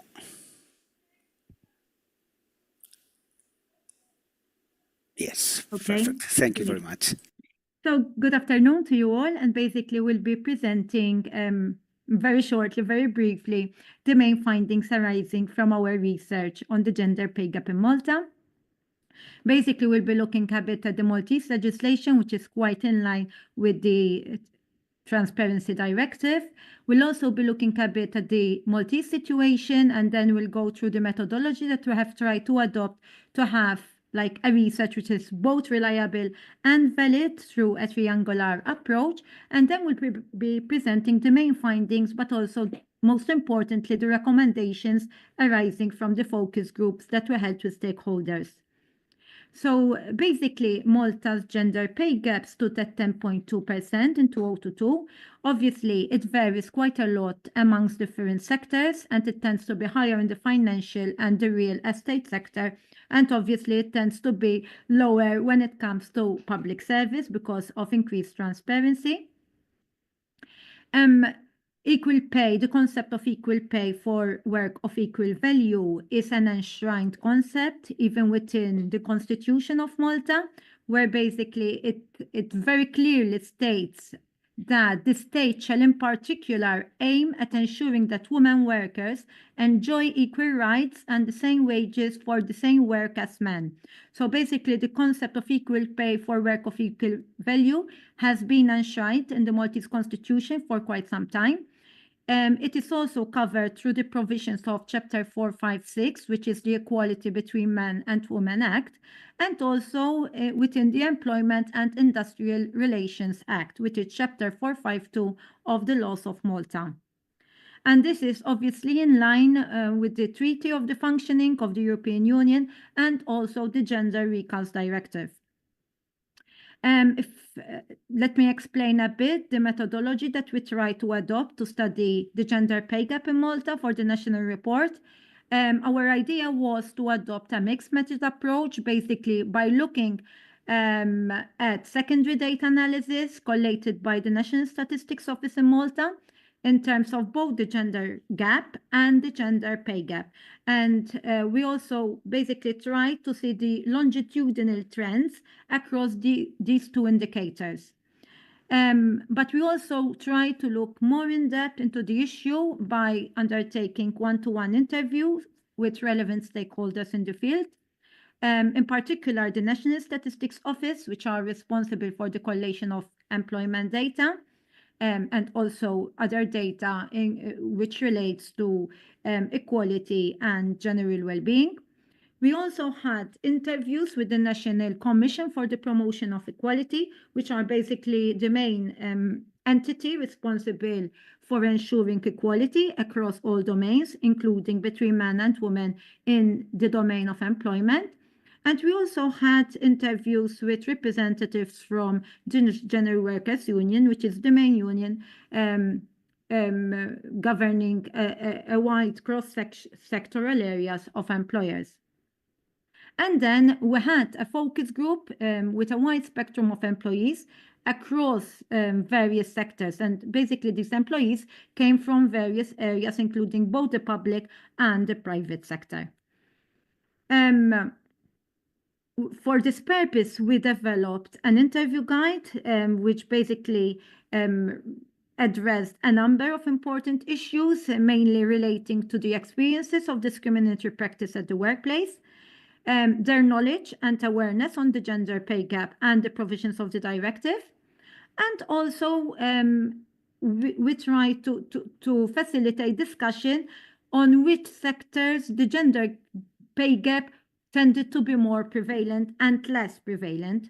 From the participants' perspective, we also try to look at their main conceptions of what are the advantages of the directives, but also the main disadvantages and challenges when it comes to implementing, monitoring and enforcing the directive. And also, most importantly, we held a very interesting discussion with these various stakeholders on what measures could actually be set in place to facilitate and enhance the implementation of the directive particularly within the Maltese context. So this was like a copy of the interview guide and questionnaire that we drafted. If one were to look at the main findings, basically the idea was to have quite a cross-sectional approach by adopting quantitative analysis with a qualitative approach. And in fact, these two research methods tended to provide a number of relevant themes which, complemented the findings of the study. So this table presents the trends in the gender pay gap and gender pay gap. And basically, if one were to look at this graph, which is based on the data provided in that table, one could actually see that as the gender gap in Malta went down,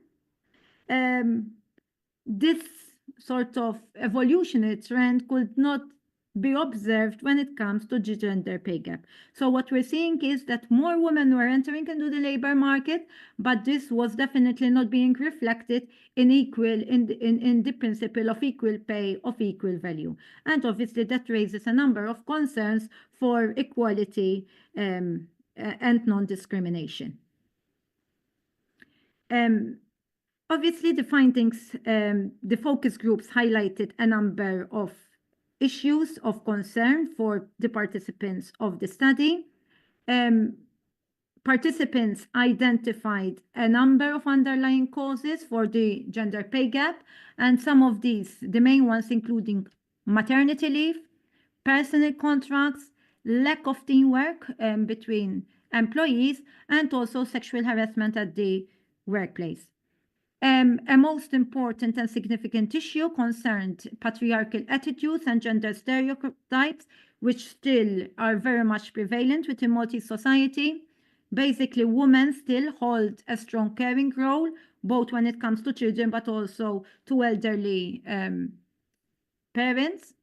Many men still do not accept the idea that women hold positions of power. And many employers still hold patriarchal attitudes and biases regarding gender roles. And basically that leads to lack of equal opportunities for many women. It's true, many participants identified that this discriminatory attitude is actually changing, and yes, the workforce is becoming more emancipated and more diverse, but it's still the case that many women remain discriminated on various areas of employment. Most participants actually consider the gender pay gap as being of high to moderate issue of concern. So yes, from their own personal experiences, they consider the gap as being quite of high concern. And many argue that actually it's a double-edged sword, since it's not only bad for women, but it's also bad for the rest of the workforce. And basically it impacts conditions of work for all. In general, the participants who participated in the focus groups were quite knowledgeable of the Gender Pay Gap Directive. So they were very much aware that this directive is very much in the pipeline, and they were very much aware of the scope and objective of the directive. However, they actually demanded further knowledge on how it will be implemented and who will be directly responsible for its implementation, monitoring, and enforcement. Most considered a number of advantages for the implementation of the directive because they perceived it as leading to greater gender equality as well as greater transparency, and this would lead to greater bargaining powers for workers. But they also acknowledge that it may lead to a number of challenges, particularly when it comes to its effective implementation. And basically, this could be the result of lack of collaboration from employers, the regulation of the labor market, and also because of this patriarchal mentality, which is still very much prevalent within the Maltese context. But they fully and 100% agreed with the introduction of the directive, and also had and presented a number of very relevant and very valid and feasible recommendations for its improved implementation, monitoring, and enforcement. I don't know whether my colleague, Dr. Jana, is here, and maybe she wants to continue with presenting the main recommendations that came out from the study. To you, Jana.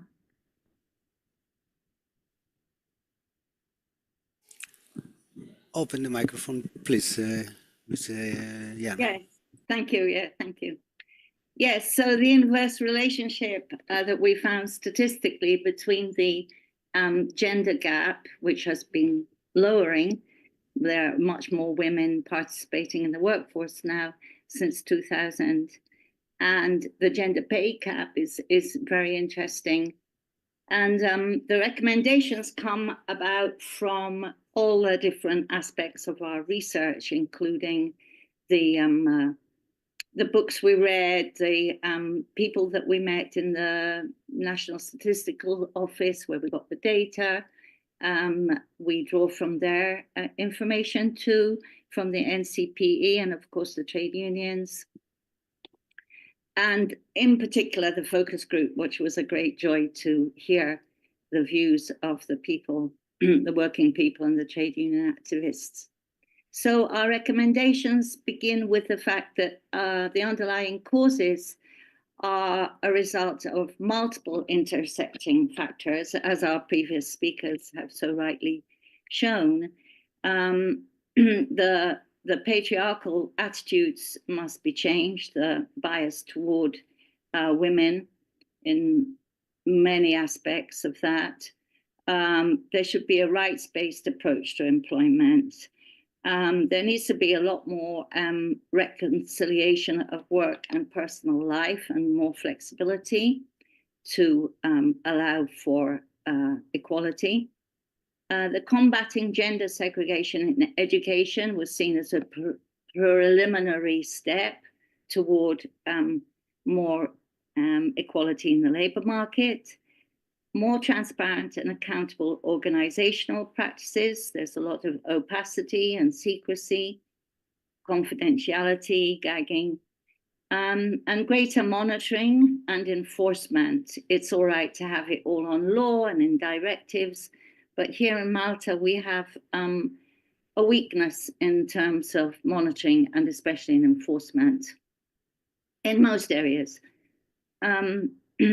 So here are the recommendations. In the very definition that we have of our gender pay gap, we learned that because it measures the regular hourly income, it excludes, the actual measurement excludes the irregular income, such as overtime, irregular bonuses, and other perks. So this can amount to a sizable amount, and it's general knowledge that men get more of the perks and probably more chance for overtime. So when we say that the gender pay gap is just over 12%, it's probably a lot more than that, in fact. And we also concerned that the surveys done to measure the gender pay gap don't include certain sectors, which would be, some of them would be important sectors of low pay, like domestic work and agriculture, and the regulatory authorities are also not in scope for the surveys from which we get our data. And that when we define equal opportunities and equal pay, we have to also give consideration to equal opportunities to capture the lifetime gender discrimination, as we previously heard in a training with you in one of our first trainings. So further on the living income, social protection, and education. And these came up from our studies and from the focus groups as being important in terms of having that decent income and the fair income that our previous speakers talked about, but also having a universal basic services, in which area, the second area that I'll read out now. Malta has taken important steps in providing free childcare for working women who are full-time working women. But this kind of universal basic services are also, we see, very important to a fair employment pay life for women.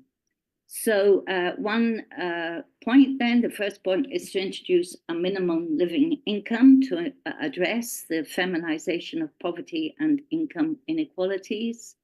The second one is to increase investment in social benefit and protection in these basic services to be able to support work-life balance and counteract disadvantages arising from unpaid work. And lastly, educational and incentive measures for combating occupational gender segregation. As we've seen, the inverse relationship between our gender gap and our gender pay gap is largely explained through this segregation of work, where we've got feminized, like ghettoization of certain sectors into predominantly female areas, and then the other sectors predominantly male. So the gender pay gap is must also be improved by regulation, monitoring, and enforcement. It is lowest within the public service sector because it's much more stringently regulated through clear work contracts and agreements. So in our public sector, there's more equality because there's more oversight, and the directives are more monitored and regulated. The highest and more prevalent pay gap is within the private sector, as in most countries, and particularly in areas which are least regulated and in the growing informal economy. Thus, measures which further regulate, enforce, and monitor the private sector and the informal economy are key to lowering the gender pay gap. Referring to transparency and enforcement, to ensure transparency, all work contracts need to be registered with the Director of Works. Our Director of Industry and Employment Regulations Office has got investigative powers too. So it's a very important unit in the effectiveness of the previous directives and this coming directive. But for a successful enforcement, the prescription period of court proceedings needs to be removed. That is, if a court case takes more than 5 years, it has to be regular. It just is annulled. So it's prescribed, and that means that you might not win your case. And our court proceedings tend to be very slow. And there needs to be reduction of the current lengthy proceedings of industrial tribunals. A major limitation we found of the directive's effectiveness is that it's primarily based on self-reporting by employers. And this, as I was saying, sometimes women don't have the confidence or the assertiveness. They might not have the support of the other women or be in a trade union. So we see that as a problem. Our national entity for equal pay, for equality, has a tool which leads to equal pay certification. So it's one of these positive methods to bring about equality in our country. It's currently based on employers' voluntary participation by entering into a equality mark test and getting certified as such. But they have to employ at least 50 people. The wider and compulsory adoption of the equal pay tool would better ensure that the principle of equal pay for work of equal value is enshrined for all. The equality mark certified organizations that opt not to apply for the equality pay tool will still retain their equality mark certification. Given that equal pay for equal work of equal value is an integral aspect of equality, the equality mark certification and the equal pay certification may benefit from further alignment. Our recommendation on national realities. The directive needs to take more cognizance of the specific realities in member states. For example, in Malta, the large majority of enterprises are small to medium enterprises with less than 50 employees. So we would look to definitely encourage our local leaders to include the micro organizations of smaller enterprises into this transparency pay directive. So on enhanced networking and collaboration, we also had recommendations. Enhanced networking and collaboration is needed amongst national entities to address gaps and streamline efforts towards workers' rights. Currently, we have various different entities that are responsible. There's Jobs Plus, which is more about finding employment and your first entry into the labour market. There's the DIER, which I was mentioning before, which is the only entity that has investigative powers. The Department of Industrial and Employment Relations. It was set up in 2002 before we came into the EU in 2004. And the unions and other entities. Enhanced networking within the local company and between the women, we also obviously have mentioned before, but it's a primary first step for effectiveness to have that more solidarity between women workers and men workers. But on a more holistic level, the gender pay gap needs to be addressed in collaboration with wider equality struggles, including racism and elitism. And here, of course, the civil society, the NGOs working in the field will be very important because they already work in this holistic way. We see that the unit to implement and to monitor the directive should comprise of many different stakeholders. So the pay transparency unit, especially from the focus group, the employees would want not just employees from the regularized market, but also the informal sector. And also because we have 33% of our workforce is migrant workers, this came up a lot, that the transparency unit must be also a stakeholder for the migrant workers. So of course it would include government representatives, women and migrant employees in the private, public, and informal sectors. That's the point I was making. The labor unions, the employers, equality bodies, and civil society organizations that work in this field. So how can the GPG, the gender pay gap, be reduced? Workers' increased awareness of the gender pay gap and its causes. We've been discussing with the unions about how we need to do more interviews, talk to the employers about getting prepared. And then workers must begin monitoring the gender pay gap in their workplace. Workers' participation in the implementation, monitoring, and enforcement of the Pay Transparency Directive is crucial. Widespread implementation of the Pay Transparency Directive, including the small enterprises. And how would we see this happening in the next 2-3 years?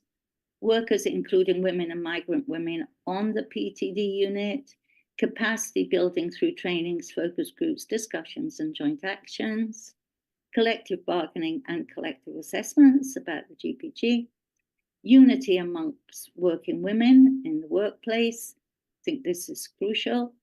And recognition that care for the young, the sick, and the elderly is a social good, and there should be universal basic services supporting a more equal responsibility in that.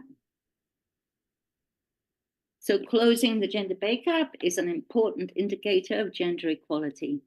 However, it also presents added positive repercussions by leading to increased household investment in health, housing, and social and educational well-being, as well as positive ripple effects on the global economy. Thank you. If you have any questions for us, if you have time, we'd be happy to answer any of them.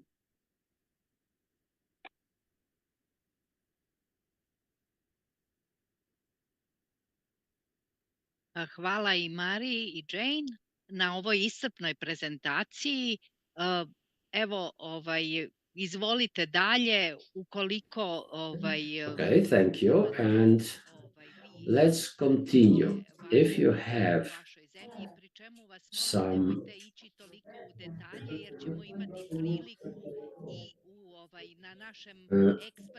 information to share, but please don't go into such fine details because we will have opportunities at our conference of experts where we can talk about our activities and recommendations. So I would suggest that let us present information. The presentation from Malta can be a good foundation for our discussion. But if anyone from some other country would also like to present the situation, for example, maybe somebody from Italy would like to talk about the situation in that country.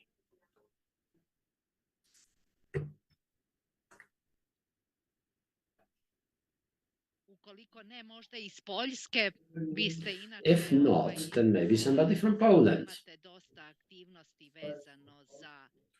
In Poland, you are taking a lot of action to reduce the pay gap. So maybe someone from Poland would like to say a few words about the situation in your country. the situation of the pay gap. Ladies and gentlemen, we are still at the stage of preparing the report and conducting surveys as part of focus groups. So at this stage, I can't really give you a broader perspective or a broader vision of the trade unions and generally the civic society in Poland. And we will try to do this as soon as possible. But in order not to leave you at this stage without any information about the situation in Poland, let me maybe give you just some general information that will, let's say, extend our common knowledge of the situation in Poland. So the pay gap in Poland, according to the Eurostat data, is 7.8%. In the EU, it is almost 13%, so you can see we are among the leading countries.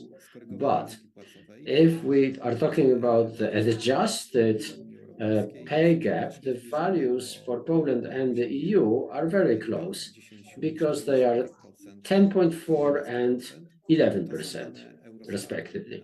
This is Eurostat data, but our National Central Statistics Office reports different data, which is of course due to the methodology of research. And here, the pay gap is much higher.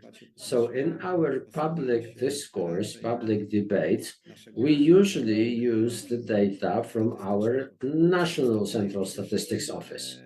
What is important here is that the adjusted pay gap, which takes into account characteristics that are important for the pay amount, such as education level, is different. It's different than what Eurostat reports. So the trade unions are not very optimistic about this. And as I said at the beginning, and this is confirmed in individual countries which are the partners of our project, well, the pay gap is higher in the private sector. And in 2022 in Poland, it was at about 14%. But in the public sector, it is lower. It's about 1%. This, of course, is due to the transparency of pay setting in the public sector. Trade unions negotiate with the government the salary increase, the pay rise ratio in the public sector, and they are also involved in distributing the pay in the public sector, assuming, of course, that in the public sector entities there are trade unions, and we as Poland are a country which has a rather low trade union membership ratio. So the situation of the employees in the public sector is not, in my opinion, well researched. The pay gap in the public sector was the second lowest in the EU, but as I have said, the trade union representation in the public sector is not very numerous, and so, well, those statistics should also be treated very cautiously. Now, pay gap is particularly characteristic for flexible elements of pay, such as bonuses and awards, but also for civil law agreements, and there it is higher than in the case of employees who have employment contracts. Now, civil law agreements in Poland are a major barrier which destabilize the situation in the labor market because those contracts are short-term, they are uncertain, insecure, and in those contracts, the salary is agreed between the project taker and the project giver, frequently without the involvement of trade unions. And it is true that As in other countries, we also have labor code regulations that ensure equal pay for equal work, but it turns out not all the regulations are complied with. So the Article 11 of the Labor Code stipulates equal pay for equal rights for everyone. But we also have a higher level legislation, but the problem is compliance. And in reality, the regulations, even though they exist, they are not observed. And this is the biggest pain point for the trade unions right now in Poland. And this is the area where on which we focus right now with our activities. Okay, as regards recommendations, because they're the crucial part of the research, we are now starting to compile recommendations, but I would like to share with you some thoughts about any potential recommendations that we will include in the Polish report. Poland believes the regulations of the directive need to be implemented quickly, rapidly, faster than anticipated by the directive. But this quick implementation of the rule equal pay for equal work for women and men has to be done by using certain mechanisms for pay transparency, but also there must be some enforcement measures in place. Because once implemented, the regulation simply must be enforced. And also, it's true what Malta mentioned. Country specifics need to be taken into account. Just like in Malta, 95% of companies in Poland are small or medium-sized. Or we even have micro enterprises in Poland. And they won't be forced to comply with the new directive because of their size. So the trade unions in Poland believe that there should be national laws in place that impose the obligation for a greater number of companies, and also the frequency of reporting should be increased. So the reports need to be simply presented more frequently. What's also important is that we pay attention to the enforcement bodies that whose task will be to ensure that the directive regulations and the national regulations are complied with. So we have national inspectorates, and they need to be strengthened. Their powers need to be strengthened so that they can monitor how the directive is implemented. So the labor inspection is going to play an important role, but also our courts, labor courts, will need to be made more efficient. Because right now, if you have a case in a court of labor, it's taking so long to have the case resolved that it's virtually impossible to get a verdict and help to minimize the pay gap between men and women. What's also very important, and also the ladies from Malta mentioned that, are awareness campaigns for the public. So there is a low awareness in Poland. 78% of the respondents in Poland have never heard of a pay gap, and at companies, 70 or 80% of them do not even measure if there is a pay gap or not. So the awareness of pay gap and the knowledge of what it is very low in Poland. And therefore, there is a lot of work that needs to be done still by the trade unions for the situation to have even a chance at being improved.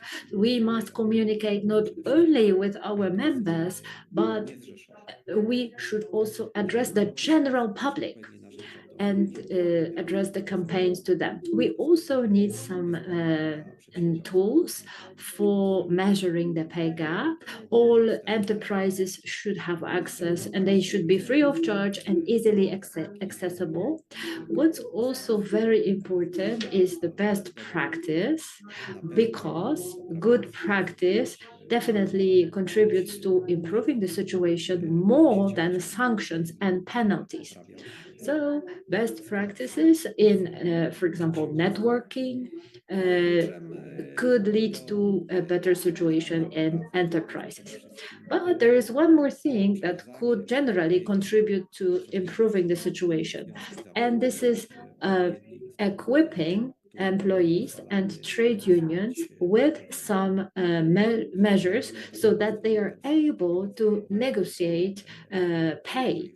And definitely collective bargaining is one such tool. And in Poland, we still need to catch up because there is just 12 or 13% of the workforce in Poland that are covered by a collective bargaining.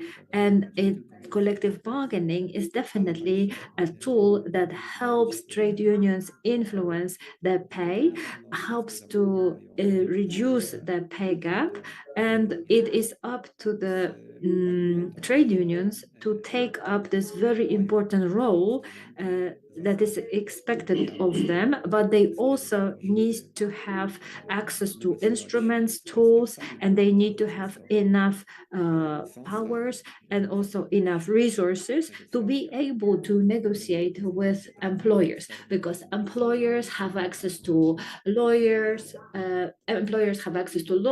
experts, and for the trade unions, it's very difficult to find that kind of resource.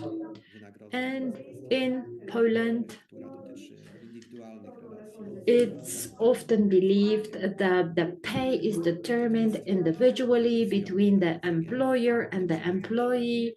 And we know really well that if this would be the case, then the employee is weaker, has less power than the employer. So what we want to do is to strengthen employees, but what we need for that are some measures and some tools for trade unions to be able to effectively negotiate pay at the company level, and this could strengthen the individual employees in their own negotiations.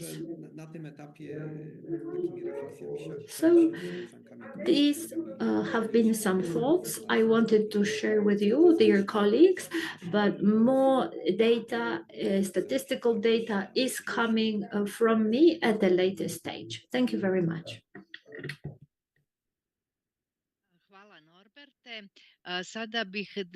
Thank you very much, Norbert, for this presentation. And I can see that our colleagues from Bulgaria and Romania are struggling with their connection or microphones. So I would like to give the floor to the candidate countries. So someone or colleague from Montenegro, and maybe the presentation from Montenegro would be followed by the presentation from North Macedonia. Hello, Dragana. Hello, everyone. We worked on the project together with colleagues, and they are also present in this meeting. And we have some short information to share with you about Montenegro. We are the Union of Independent Trade Unions of Montenegro, and we are a social partner, and we contribute to the creation of law that applies to employees. And we are a candidate country to the European Union. And there are still a lot of challenges that Montenegro is facing to change our laws to conform to the EU standards. The Union of Independent Trade Unions of Montenegro focuses on Act 19, and this relates to employment. And projects such as this one is an excellent opportunity for us to learn from other countries, members of the EU, and then by doing this, we know what is ahead of us. So the equal pay for equal work for men and women is guaranteed under our national legislation. But we're not proud to say that our laws are mostly not complied with. What we are doing now in Montenegro is we are trying to slowly change our laws to conform to EU standards. Also, we're trying to change our labor code to be able to be conformant to EU standards.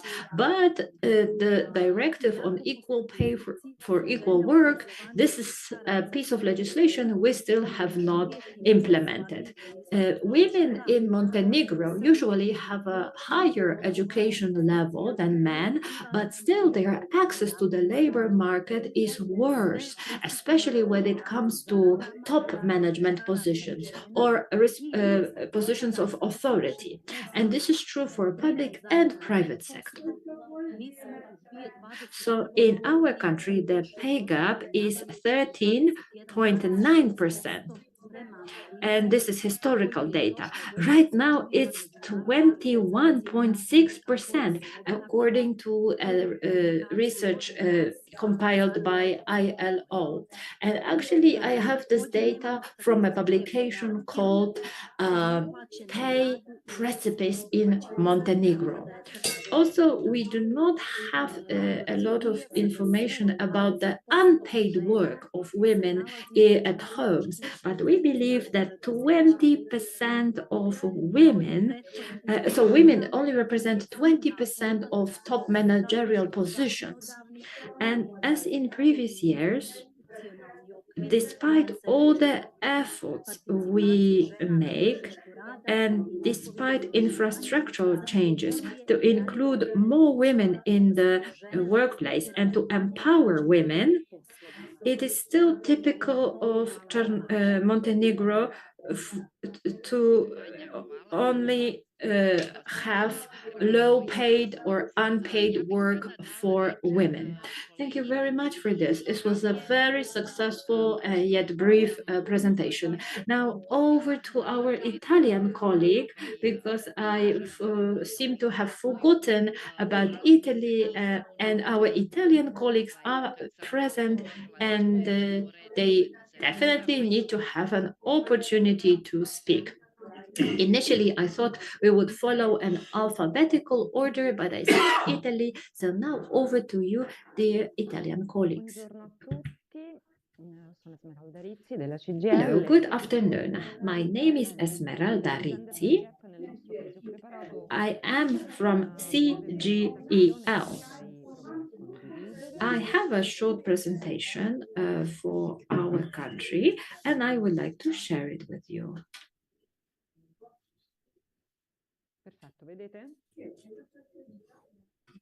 Can you all see my presentation?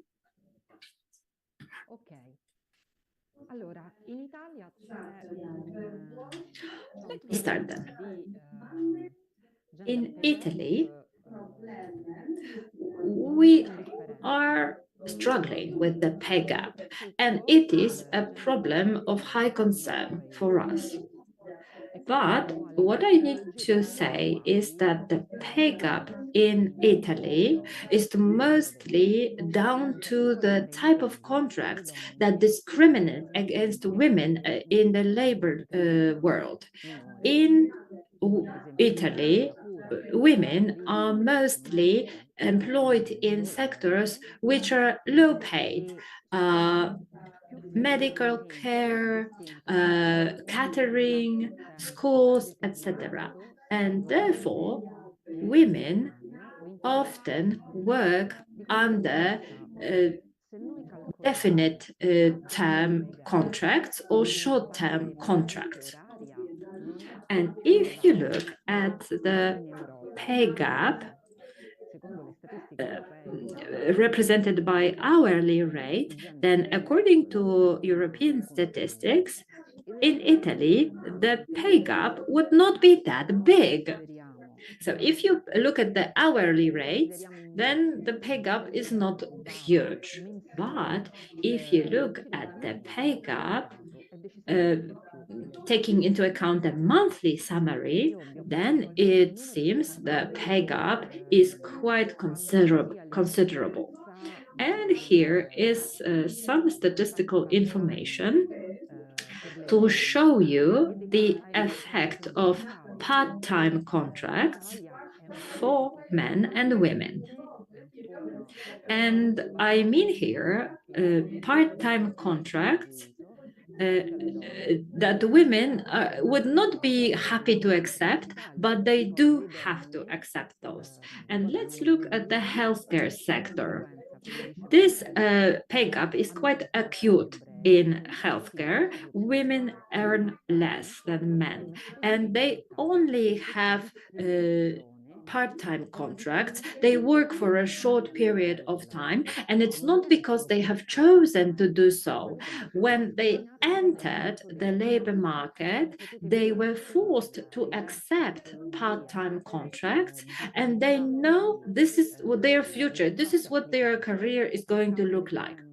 So you can see a range of different types of contracts used in our country, and we have unspecified term periods shown in blue.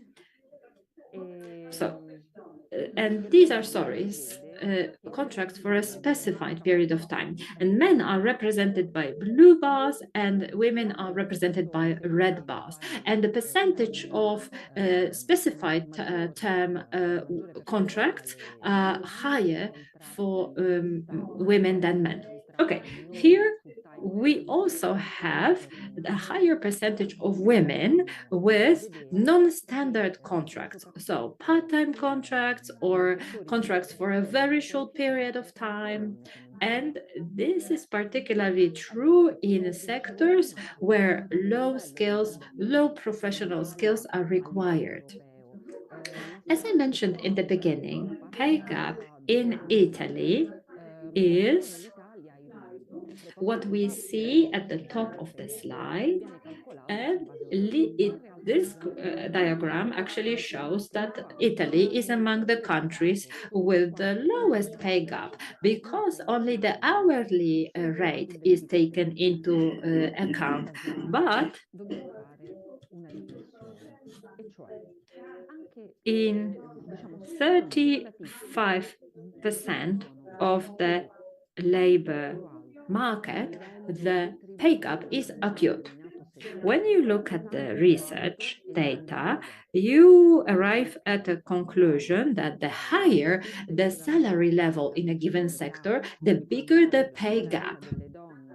And in Italy, for some time, there has been a focus on promoting the presence of women in such sectors as information technology, mathematics, etc.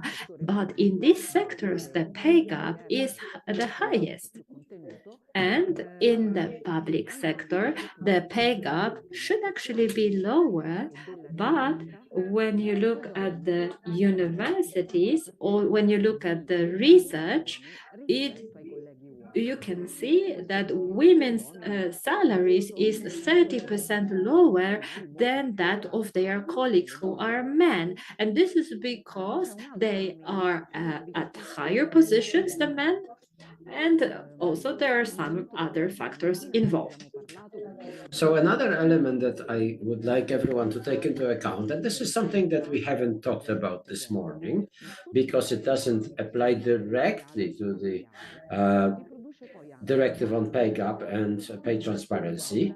Well, all of this data means that we later have a gap in terms of old age pensions, because if women make less and they work shorter because their contracts are less stable, because it's easier for them to leave work for several years, then it turns out that once they reach the retirement age, their pensions are much lower than of their husbands or men in general. And it seems that this is an item that we should also consider. Of course, today in Italy, we have a law that governs the pay gap, but it's very easy to circumvent because, just as my colleague from Poland said, in companies, particularly private, it is possible to employ people, especially at the beginning, on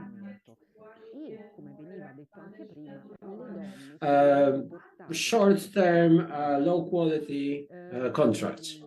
And it is particularly harmful to women who are employed on such contracts disproportionately.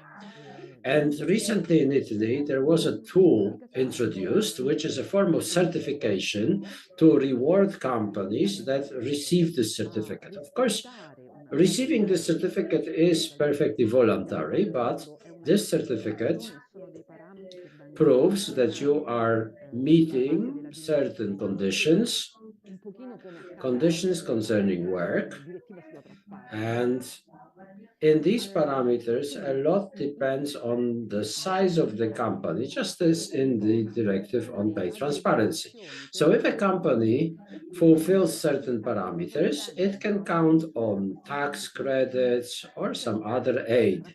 So, at least to some small extent for the time being, this is a tool that is beginning to work. But the main problem is that the criteria of the certification have not been agreed with trade unions. It was just companies that established those criteria. As a result, we as trade unions completely disagree with the certification.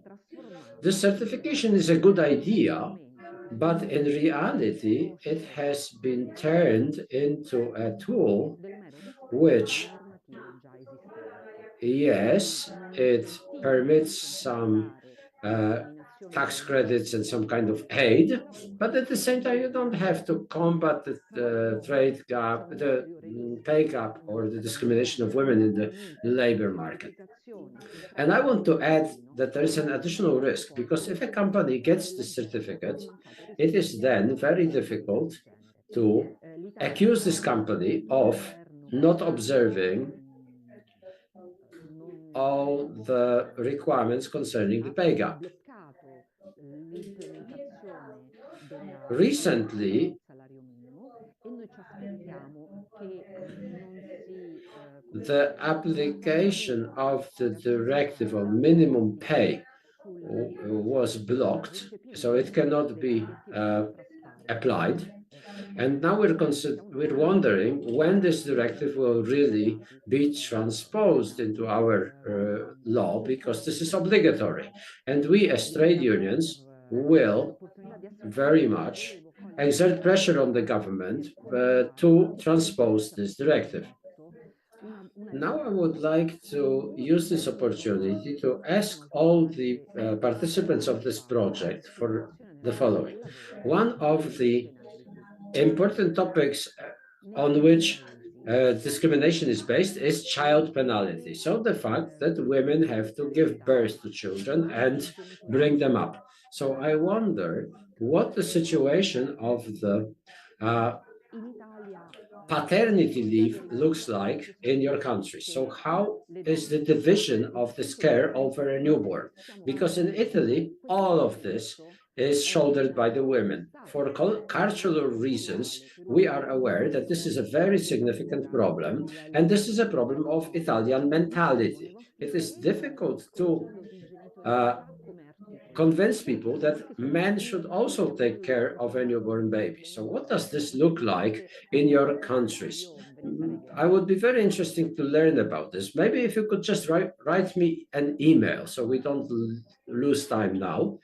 But this is a topic that would be very important, and for us in Italy, it's extremely difficult.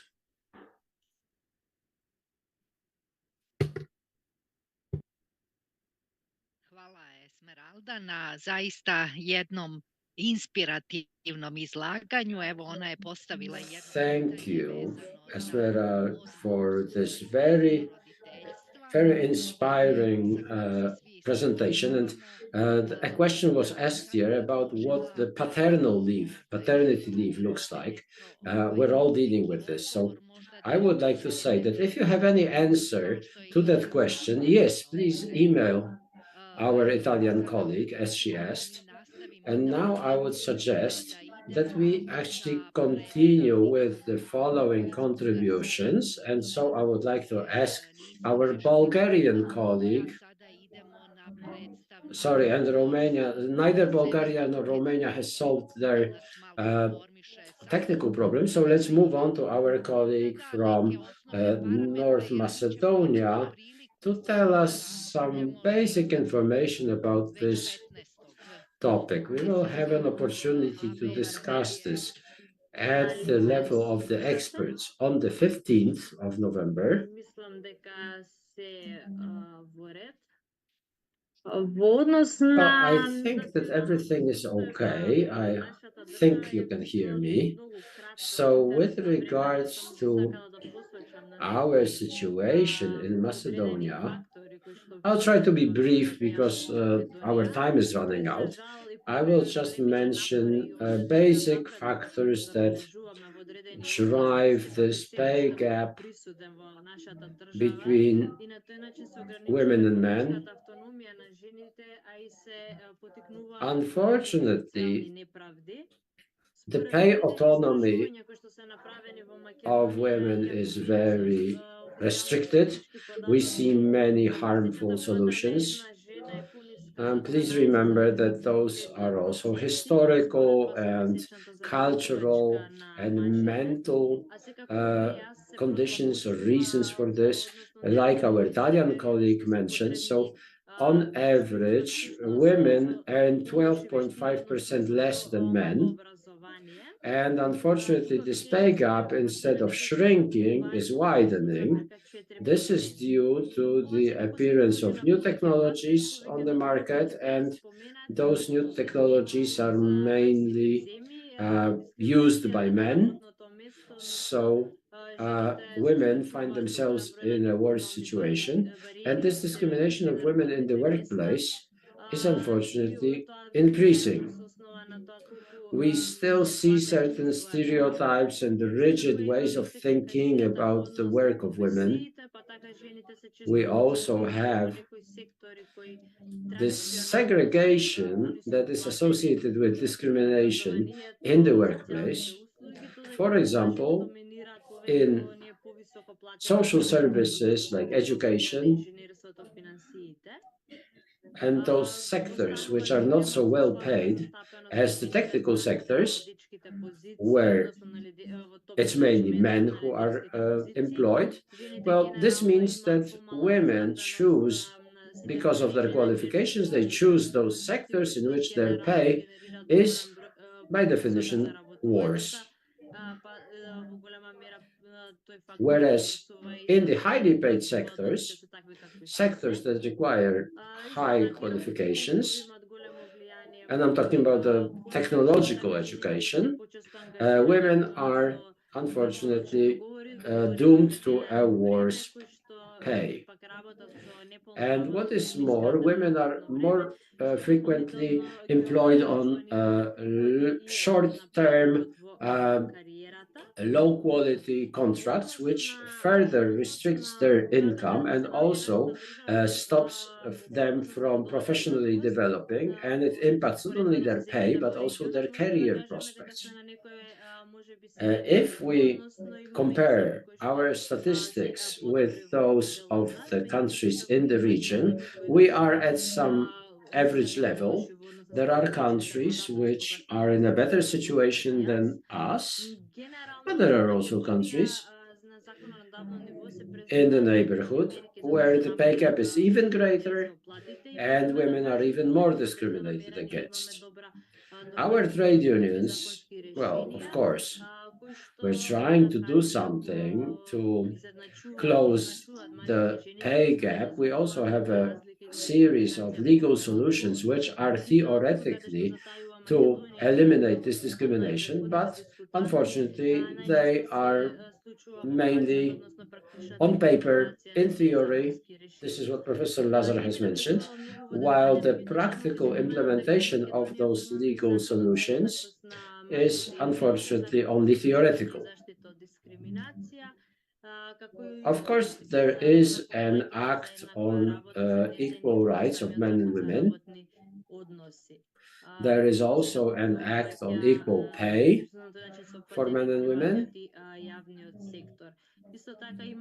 And these acts cover both the public and the private sector. In our market, we have companies which employ more than 250 employees, and from them we get regular reports on the inequality of men and women.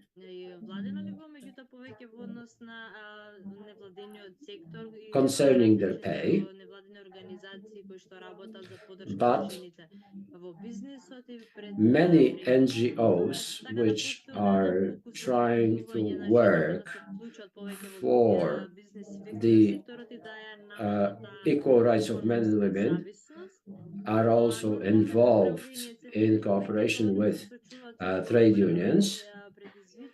But apart from those initiatives, we also see many challenges and problems that we cannot overcome.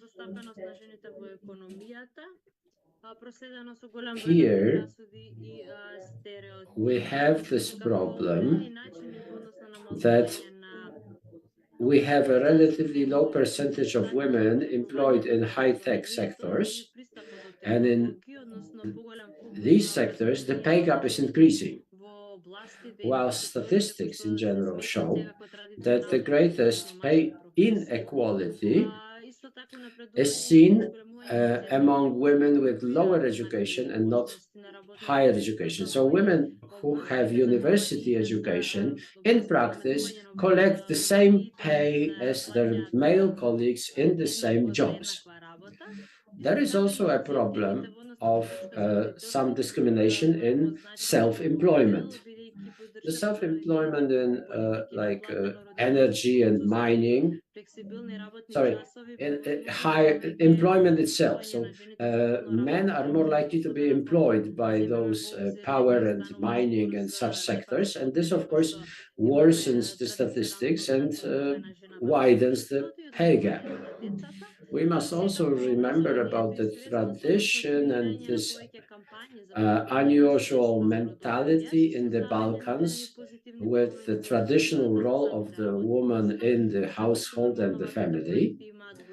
And so we also have to take into account historical and cultural factors if we're considering this problem. And that would be it from me briefly about our country. And I want to thank you very much for allowing me to take part in this discussion. Hvala, Sofija. Ja bih sada zamolila kolege iz Srbije da predstave nam samo kratko, pa da iskoristimo priliku i prisustvo profesora. And now we would like to ask for a brief introduction so we can use the presence of the professor and Ms. Natasha View. So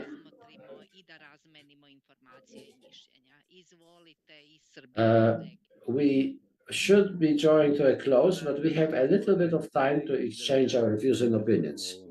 So, good afternoon, ladies and gentlemen. I'm very happy that we can take part in this project, which deals with a very important subject. I would say that the situation in Serbia is quite similar to what we have heard from Montenegro and Macedonia. And I would just like to say briefly that statistically, the pay gap is of about 16.5% in Serbia, but some indicators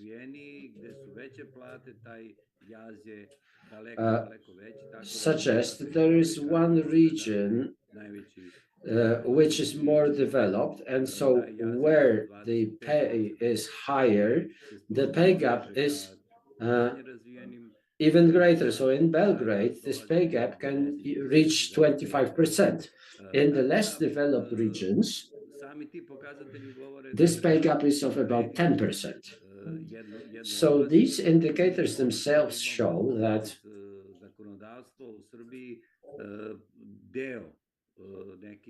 we need to regulate some area, and one part of the directive has already been transposed into our law through the labor code or the sectoral collective agreements, but these differences are much greater in the private sector, particularly in small and medium enterprises, where in general we're dealing with entrepreneurs, and the problem there is that the pay is very low, and then we also have this informal economy where employers determine pay according to their own discretion. What we can see in the public sector is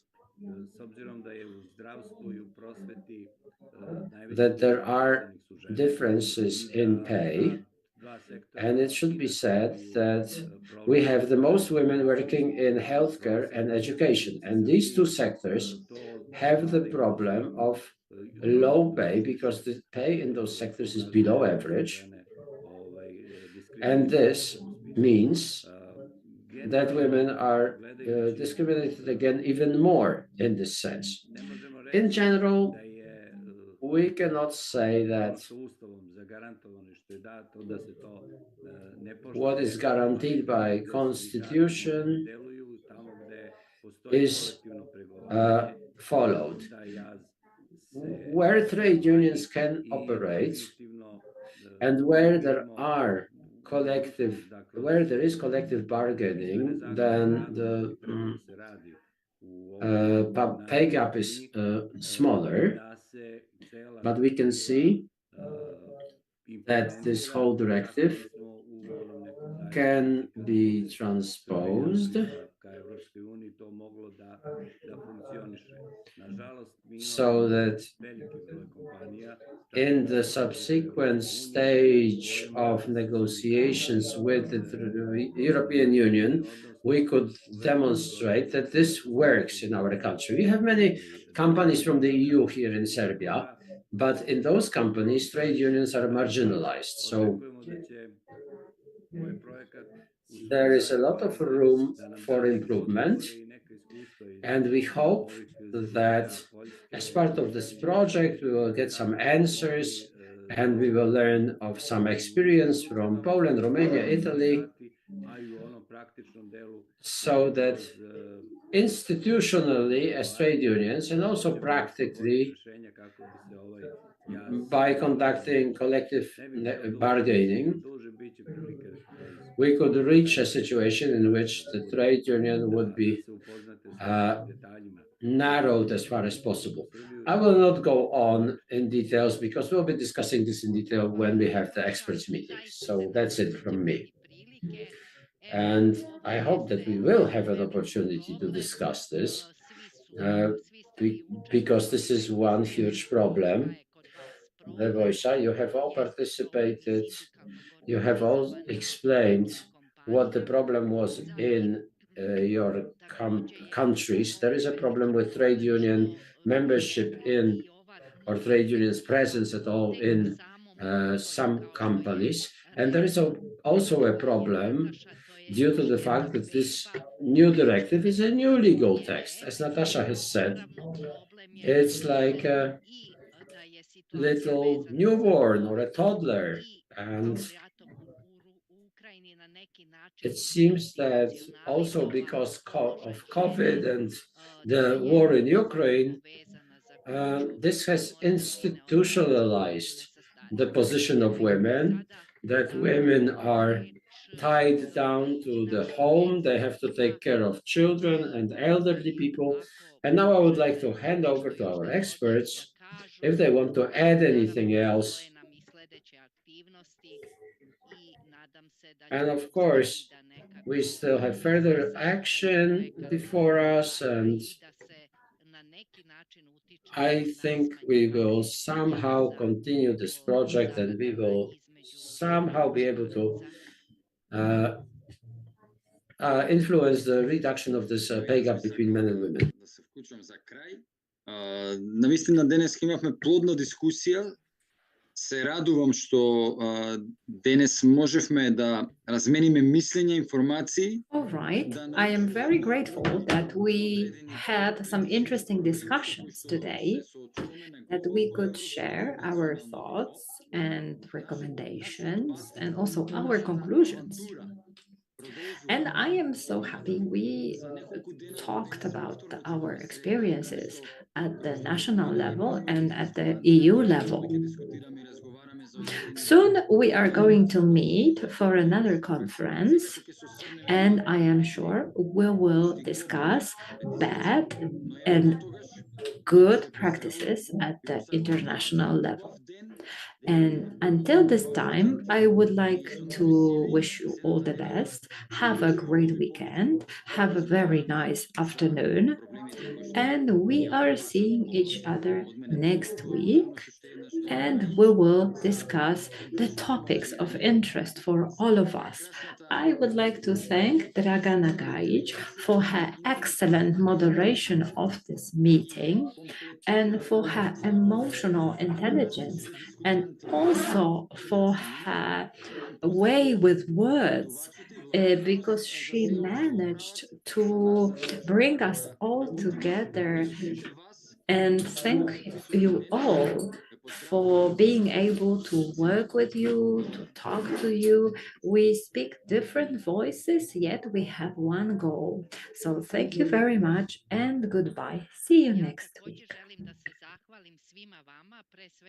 I would also like to thank every one of you. I am thankful that you took the time to join our meeting and contributed to discussion.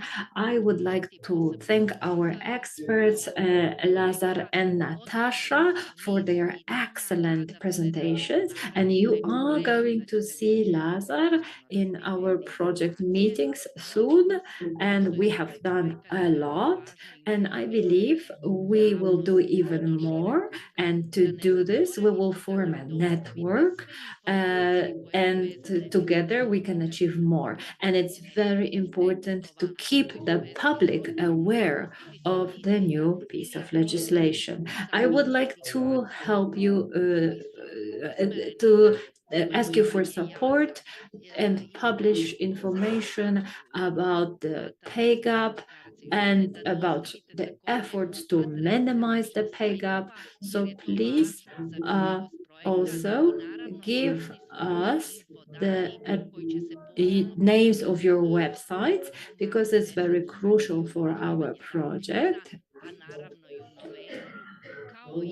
And we hope to soon have in November and March a special event like campaign days, and we will need the addresses for that. I would like to thank the technical support and the interpreters for their excellent work. Without you, we wouldn't be able to understand each other and hold this meeting.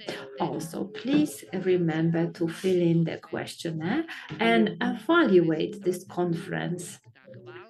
This is very important and crucial for the ultimate outcome of our project. So thank you, everyone, and I wish you all the best.